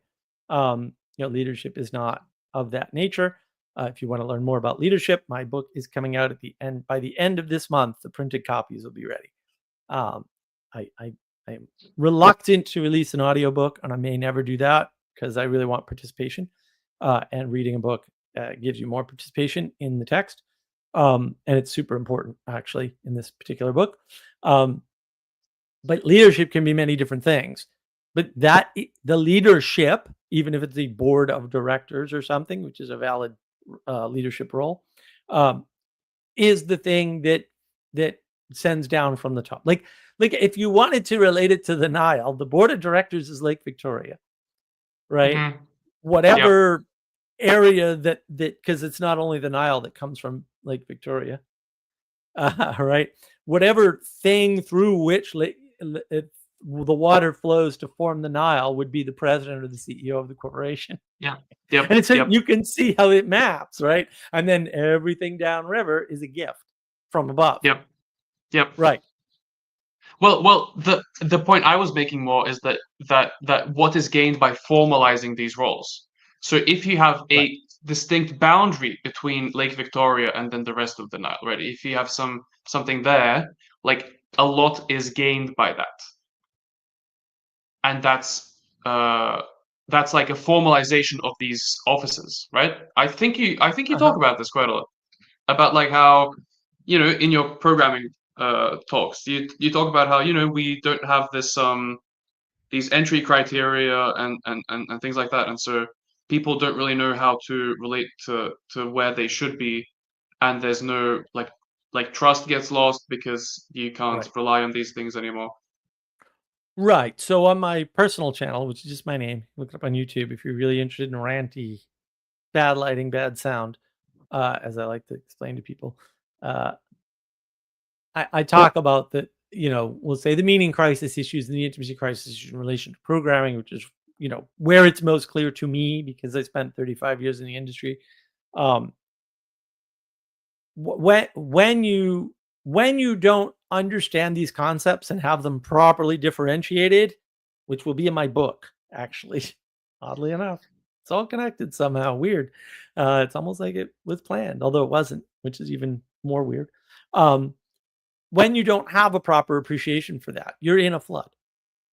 And then you go, well, I don't know what the meaning crisis is. The meaning crisis is flood. It's a flood because you can't swim above the torrent of water to hold on to anything. Because you can't even see the trees or grab a branch and be happy with the branch you grabbed. Right. So instead you're like, this job sucks and I want to be Elon Musk. And it's like, yeah, but you can't. So why don't you be grateful that you have a branch at all? A lot of people don't. We call them homeless people, by the way, but there's other categorizations. They're not all just the homeless people, but homeless people are people with no branch.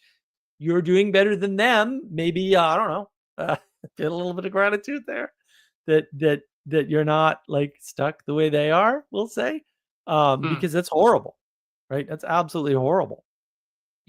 And, yeah, I think a lot of people do lack that level of appreciation for all the parts that are a part of where they are.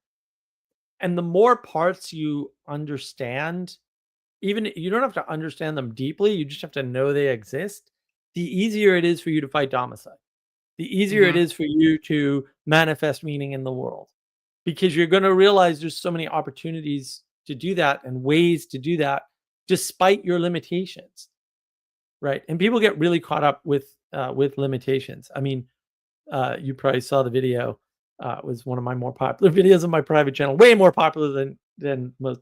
Well, any of the videos on navigating patterns, unfortunately.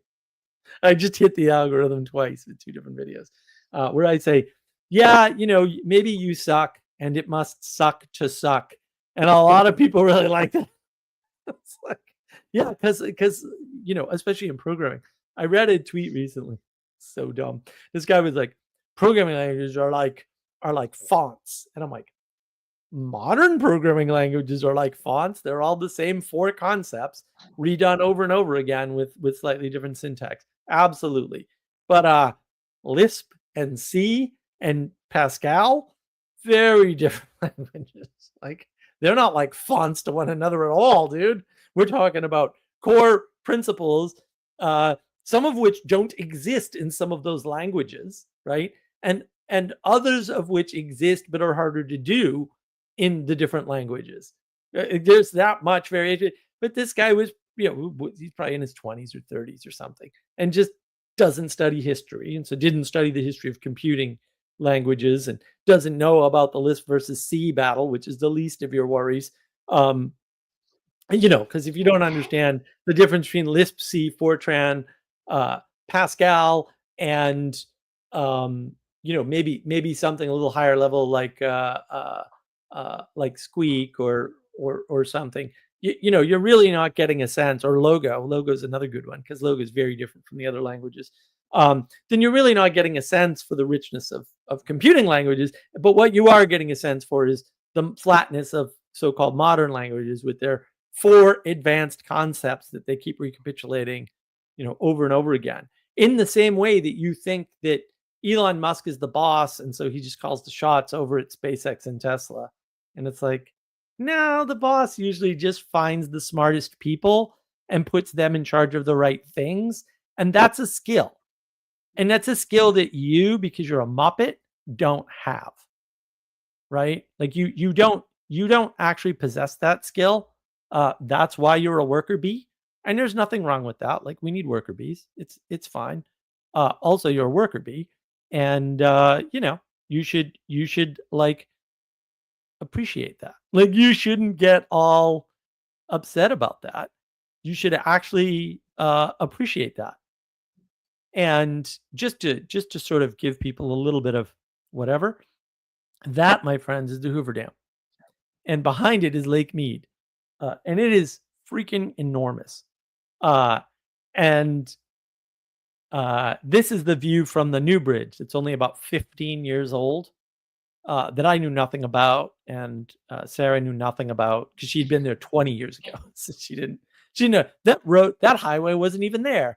And then we quite accidentally, I assure you, climbed up on this bridge. And there's this view that we didn't know what we were doing. We had no idea that it just kind of said scenic outlook of Lake Mead and the Hoover Dam sort of thing. And it's like, I don't even know what that means. Because there were earlier scenic outlooks where you couldn't, it wasn't this, I'll tell you that much. You can see them off in the distance. This is right in front of the dam, basically. And so this is taken with my big camera, not with my cell phone, although I have some cell phone pictures of it. But you can kind of get a sense for the scale of the dam, because there's cars in this picture, right? There's little cars over here, and then you can drive over the dam and drive from one state to another. And I mean, and you can see the lake formed in the back. And so, once you sort of understand the scope and scale of what's possible with a river, and what's possible with controlling a river, and why that's important, and why that pattern recurs everywhere, because a river is not one thing.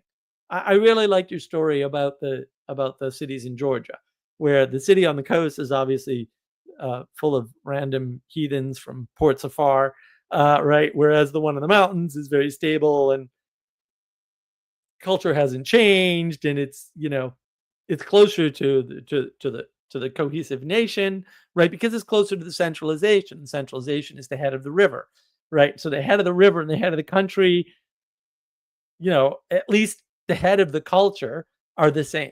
And I also like that differentiation you made earlier, which I thought was excellent, between the idea of the culture conforming to rivers rather than mere geography, or nature as such, like, or the fullness Yeah. of nature. It really Yeah. does Yeah. cohere better to the river, which is just, yeah, it's weird. You start thinking about that. It's like, it's really strange, actually, why that would be the case.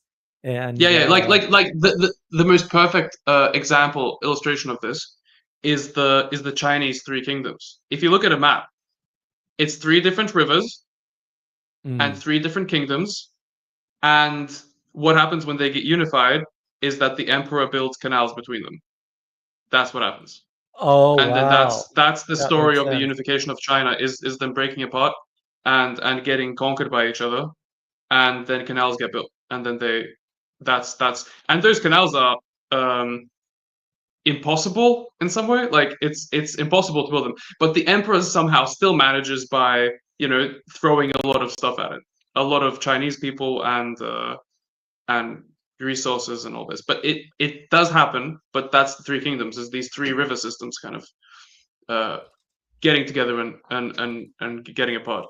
Um, so that's cool. And also something similar actually happened in Russia, because I've been thinking about this for a while. Is that uh, was like 2 years back there was this whole thing with Prigozhin, right? The warlord.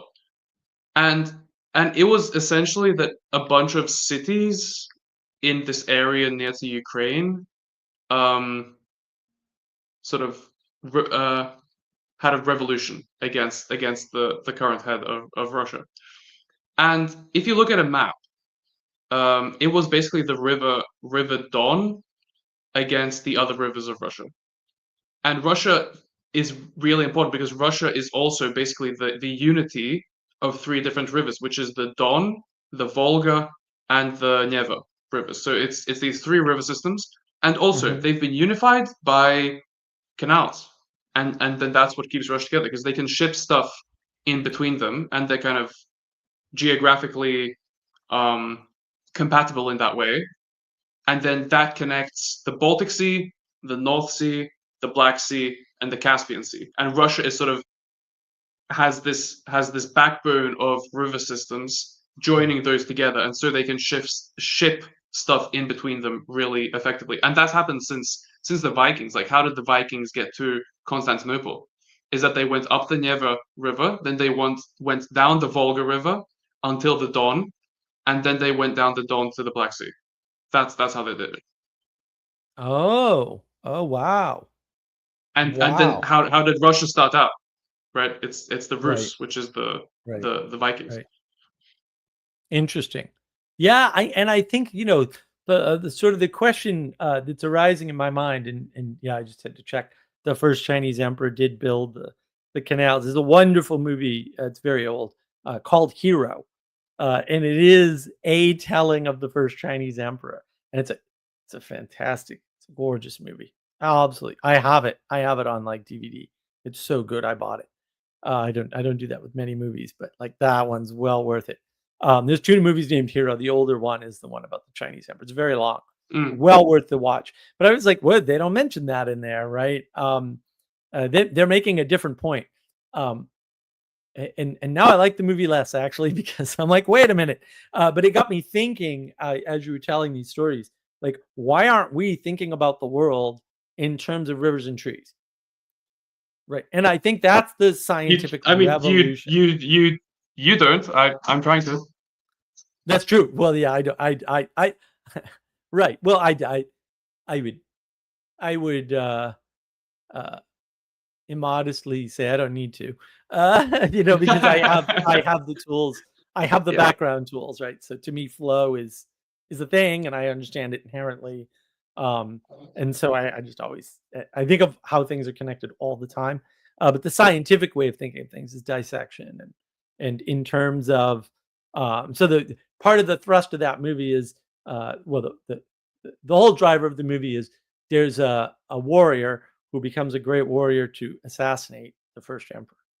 And so what his plan is, I'm going to do everything I can to get an audience with the emperor, and I'm going to kill the emperor.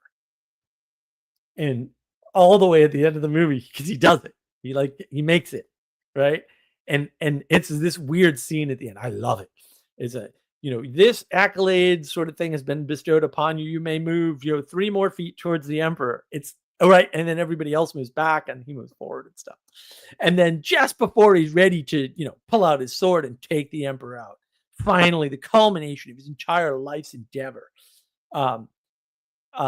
he says, why? Why did you do all these wars? Why did you blow up all these, all these mini kingdoms, right? It's ridiculous. So I know almost zero Chinese history, but the history I do know is around this period, we'll say, because it's most interesting in terms of the Eastern spiritual traditions. He says, for China. In other words, for the unification of the kingdoms. And there's like so much tied up in the for China. They're like, I got it immediately, right? Most people are like, oh, I kind of, they don't get it because we're thinking scientifically about lines on a map or some retarded thing and not what we should be thinking of. And then the implication of that is that I had to spill all that blood and kill all these other kings to unify the country to become what it is, right? Which is a great thing, ultimately. And so he doesn't kill the emperor. Like, that's the end of the movie. He doesn't kill the emperor. It's like, what? Wait, what just happened? This whole movie was about him killing the emperor. And he finally gets a chance. He doesn't do it, right? But he sees the unification, the actual unification, in its glory, we'll say, although they wouldn't put it that way. Because, right, but actually, the driving force is the canals, because it's the waterways, it's the rivers, to your point, that connect people in that way. And it is, especially in America, unfortunately. It's different in Europe, for sure. Europe has a completely different set of problems. Please stop copying our solutions. They don't work for you. We're so rebellious and we're so discrete and linear in our thinking, and our solutions are all wrapped up in, well, we have a problem, right? We're all unified. We all know this, right? Well, that's broken down. That's what's broken down in the United States. So we just apply ourselves to this problem and it will be solved. And if the founding assumption of basically under God, roughly speaking, with a common conception of God, were still true, which it isn't, for lots of very terrible reasons, that would work. But it doesn't work because the unifying principle, the telos, the final cause, make final cause great again, is no longer there. That unification at the top, that head of the river, no longer applies. And so because of that, we are destroying all the cod, and we're overfishing all the other fish, and we're drying up the Colorado River, and we built Lake Mead and we couldn't keep it, right? And we're farming all this land, and then we're simultaneously destroying it because we're destroying the aquifers, and so it won't be usable land in the future, right? And so Mark, factors actually come into play. Yeah, sorry to interrupt, but like this whole thing about the head of a river being a unity. Well, a river system has a whole bunch of heads. Yeah, ultimately, right, because it's a hierarchy. Like the river, I think your thesis is quite correct. The river is a hierarchy, and it is at some level the ultimate expression of the fullness of a hierarchy. And the problem is that I say river and people see one thing. And I'm like, no. The river has multiple heads, right? There's multiple feeder systems. The river was already pre-constrained, maybe before you saw it or figured it out or became part of it, by a bunch of things that pre-existed you, and hence you were thrown into the river. Throw you into the river. Yeah. So what I'm saying is that we in a river system, in a watershed, we there's a way of thinking where you could say it's arbitrary, but we designate one of those paths as the canonical river, and then we name that one thing the head. So we still respect one point. as the origin, Right. and that really matters to people, and That's right. it really does matter. Yeah.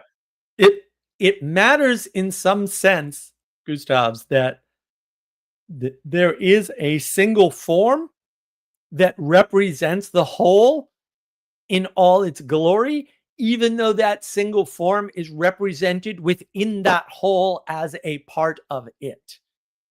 Now, far be it from me, because well, this is not my wheelhouse, but boy, that sounds suspiciously like the Catholic story. Everything comes to a head in one person. I don't know. I'm just throwing that out there. I don't know anything about it. Yeah. And I think yeah, and I think that we'll say revivifying or re-enchanting the idea of a river in all of its actual glory, we'll say, the fullness of the river, if you want to use the big-brained intellectually, well, they're really pseudo-intellectuals, stupid language, the fullness of the essence of uh, uh, of the flow of life, or some other retarded, fanciful, romantic sounding way of tuning your words, is embodied in the fullness of the river. And so that when we say river, we simultaneously want that one thing that we can grab onto and understand. Uh, Yep. but then we therefore reject the hierarchy of a river, right? Because yeah, the head of the river is higher, right, than than where it dumps out Yep. ultimately, Yep. Yep. Yep. right? Yep. Yep. Yep. And then that is constrained by the land. So one of the weird things is, earlier in the year, in back in January, there I went to Reno, Nevada, which is the northwest corner of Nevada. Vegas is in the southeast corner. Um, I went to Reno, and my buddy was like, well, I'd love to take you out to Pyramid Lake. And I'm like, oh yeah, well, where's Pyramid Lake? And he's like, well, here's the river, and it's the other end of that river, and it flows out of this other lake, beautiful Lake Tahoe there. And I was like, oh, okay. And I'm like looking on a map, and I'm like, how the hell is the lake over there? The river's running in the wrong direction. What's going on? Right. And it just turns out that, well, it's lower, and it's actually lower.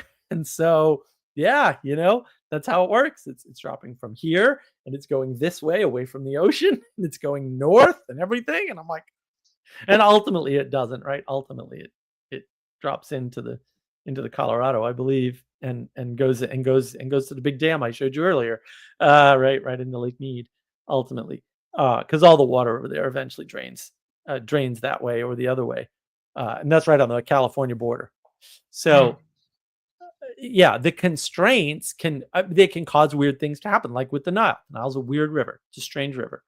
But once you understand that those strangenesses are not an indication of inconsistency or incorrectness, and you appreciate that a river is varied, has multiple heads, and that you have a place along or within the river, and that if you can be happy with that place instead of pretending like it's some kind of imposition on you, as you're thrown into the damn river, which I'm gonna throw people into the river, man, pretty soon for saying that garbage.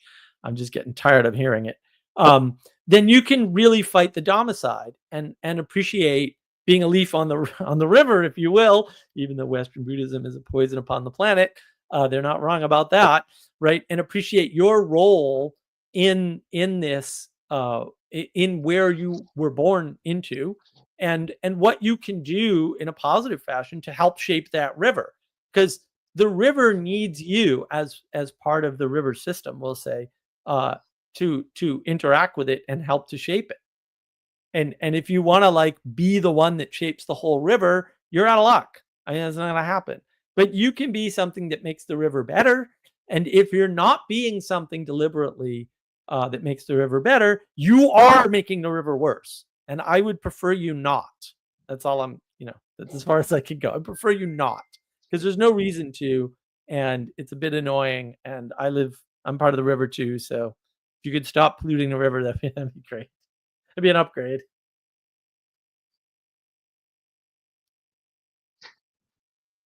What else you got? Are you out of thoughts here? Because I've got some closing thoughts if you're all out. But For the time being, I think it's a good ending Okay. to this stream of thoughts. Yeah. Or the torrential river of thoughts at some level. All right. Do you have any closing statements? Because I've got some closing thoughts if you don't.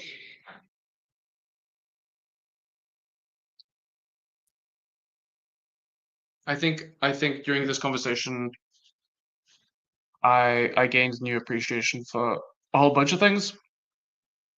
Uh, I wouldn't be able to define exactly how right now, That's and okay. I think I have some good ideas for where I'm kind of lacking in my appreciation of stuff. Yeah. Mm,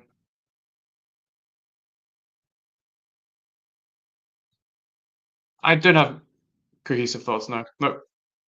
That's okay. That's okay.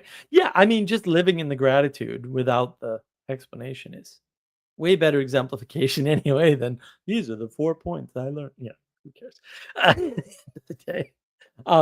Yeah. I guess in closing, I just want to say that I really appreciate this way of thinking about this. Maybe next time we can do trees. But um, this way of using the river to reconnect and reenchant the world, instead of constantly dissecting it with ontology, which is what science does. Um, and if somebody mentions to me ontology as being, I'm gonna punch them out. I'm gonna hunt them down. I'm gonna punch them in the face. I can't. I can't even with these people. This idea of categorization and dissection and propositionally uh, grasping, having control of, having mode, propositional knowledge of things is what's killing everything. And when you understand that you're part of this river, that affords you the ability to fight domicide, make meaning in the world, right? Or co-manifest meaning with the creation that you were born into, which is a wonderful gift, by the way. So don't feel thrown. Don't do that. I'll punch you out for that too. I think I can't deal with that anymore either. Had too much of that in my life. Uh, you know, it's so ungrateful, but the river can give us the gratitude for the things that it gives us once we engage with it, and appreciate it. And like, if you need an exemplification of what, we'll say, the power of going with the flow, or the power of flowing with the river, or the power of co-manifesting with something that's been emanated upon you, watch the beginning of this stream. Okay. All I knew until 30 minutes before the stream, like, actually, was Gustav had something to discuss and he had slides. And then he was like, "Can you do it today?" And I'm like, "Abso-freaking-lutely." I was actually kind of counting on you coming up today or yesterday and saying, "Let's do the stream," because I'm struggling with animations at the moment. It's not going well. Otherwise, I'd have the other video up. Um, I had to go to you and say, "Bro, we've got to name it something, and I need a thumbnail. You could give me a little bit more, just a little bit more, right?" And so this is very much uh, Gustav's will emanating upon my live stream, right? And then me having to figure out where in the torrent, river of information that he was sending at me with very little advance notice, how to integrate that. And one of my skills, one of my many skills, because unfortunately I'm cursed with many, is the ability to do that sort of on the fly, very much on the fly, to a degree that, I mean, I know a few people that can do it, but the percent of population is a vanishingly small number that isn't a whole number as a percent. Very few people can do that. So I'm grateful that I can, and I'm grateful that it helped. As Gustavs had said, it's helped him out. And so, like, freaking mission accomplished. Like, my whole week is completely okay now, even if my live stream tomorrow completely bombs, which I don't expect it will. But hey, you never freaking know, man. The river could flood you out. The levee could break. I could have bitten off more than I could chew with the myth of World War II topic that I'll be going over tomorrow, tomorrow evening at 7 p.m. Eastern on navigating patterns. So I just want to take the time, like, Gustavs, like, you made slides, man. That's awesome. Thank you so much for putting in all that time and thinking about this in such a structured format that it enabled me to help you. And hopefully, one or more watchers will also get something out of this. That is the purpose. But quite honestly, I mean, not to be rude about it, but if Gustav's the only one that gets something out of it, or Gustav's and I, because I get quite a bit out of it, then screw the rest of y'all. Mission accomplished. Like, I have very low bars and low goals at the end of the day, and I share it on YouTube just in case.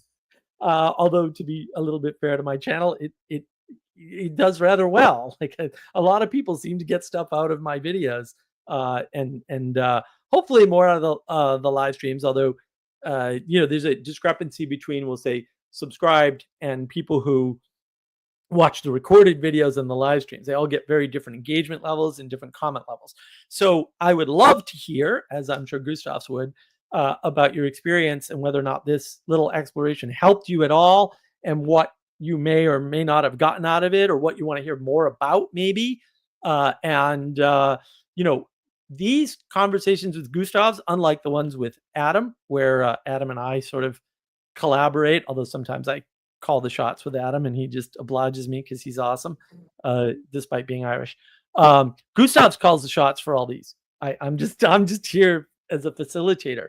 And so I want people to appreciate that, because there's a bunch of different types of content on the channel for a reason. And this is part of the reason, is to exemplify some of this relationship that you can help understand hierarchically with the river. Gustavs is driving the Gustavs conversations, not Mark. Right? I'm partially driving the history conversations with Adam. Right? I'm entirely driving the Friday live streams, at least for the moment, maybe with one exception. And so that should give you a sense for the different heads of the river, of the navigating patterns, which has a nautical theme, right? Which will come out in the book, by the way, which is about navigating wisdom communities. And hopefully this is helpful to people, and it continues to be helpful to people, and they can learn a symbolic way of knitting the world together, because a lot of symbolism now is being used to categorize, to ontologize, to divide the world, to separate things and figure out how they're different. But hopefully this river and maybe a little bit of tree symbolism will help you to understand how to knit things together, how they're related, why certain things are excluded and why other things are included. And because that's what ultimately makes the world a better place, is our ability to cooperate, not this opponent processing satanic garbage. Sorry, I had to go there. I just had to. There's no other option now. Call me out and die like the rest. Cooperative processing is important. And if we can't find a way to cooperate because we're busy finding differences, and you will only be able to oppose if you're busy finding differences, then we're all screwed, because we're all part of the same river, right? We're all under the same head ultimately. And if we reject that, or pretend like that is an imposition upon us and not a great gift bestowed upon us, then we're just going to make it worse for the people around us. And Gustavs doesn't do that, even though he imposes on me in like no warning at all with slides. You know, I knew about the slides. I just know what the hell we were talking about.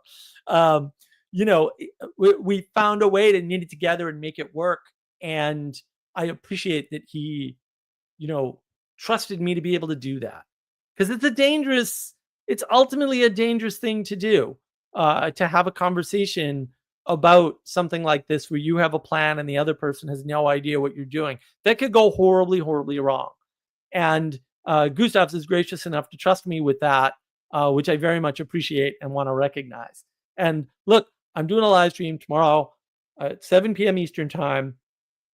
It's going to be about the myth of World War II. It's super important. It's a lot like last week's live stream, which if you haven't seen it, go to Navigating Patterns and watch it, because this is a new sort of thread, and I'm pulling a lot of things together. And You can argue that some of them, it would be helpful if you knew more of the material on navigating patterns, but I'll try to make it as digestible as possible without that. And then you can go fill in the blanks later. But thanks for popping in on this live stream. We have reasonably good viewership. I really appreciate that, folks. And Gustav, do you want to say anything else before we close it down? Yeah, I want to say thank you, and to put out there that you mentioned this scientific way of thinking about the world in terms of ontologies and so on, and like that is how I learned about this stuff. I was training to be a scientist, and I spent quite a few years of my efficient brain development and all this stuff, like just learning about categories of stuff of rivers and lakes and trees and all this and it's something that I've stepped away from, I think, to a large extent, but it's interesting how a lot of that stuff has been uh, washed away, and how some of it still somehow remains in interesting ways. So yeah, thank you, Mark. Right. You're most welcome. Thank you. Yeah, there's a place for the levy. The levy is important, right? And so the categorization is important, but it has to be done carefully and correctly. And that's more what we've lost than we'll say that it's not like all science is a poison upon the earth from which we cannot recover or anything crazy, right? But it's certainly gone completely out of control, and it's flooded the world with information, which more information won't help. And so yeah, that's sort of, and that will be covered in tomorrow's live stream as well. Thank you, everybody. I hope you join me tomorrow evening at 7 p.m. Eastern on Navigating Patterns. We'll be covering, ironically, some of this stuff which Gustav had no way of knowing about, by the way, in a different way for sure, and maybe where the source of this scientization comes from. I won't be talking so much about the source, but maybe the most clear manifestation, which is the myth of World War II. So join me then, and I'm sure Gustavs will have more stuff to discuss and explore in the future. So look for that. And look, if you get requests, I don't guarantee I'll carry any of your requests out, although so far so good. Just leave them in the comments. Let me know. And have a great rest of your day, night, evening, morning, whatever. See you.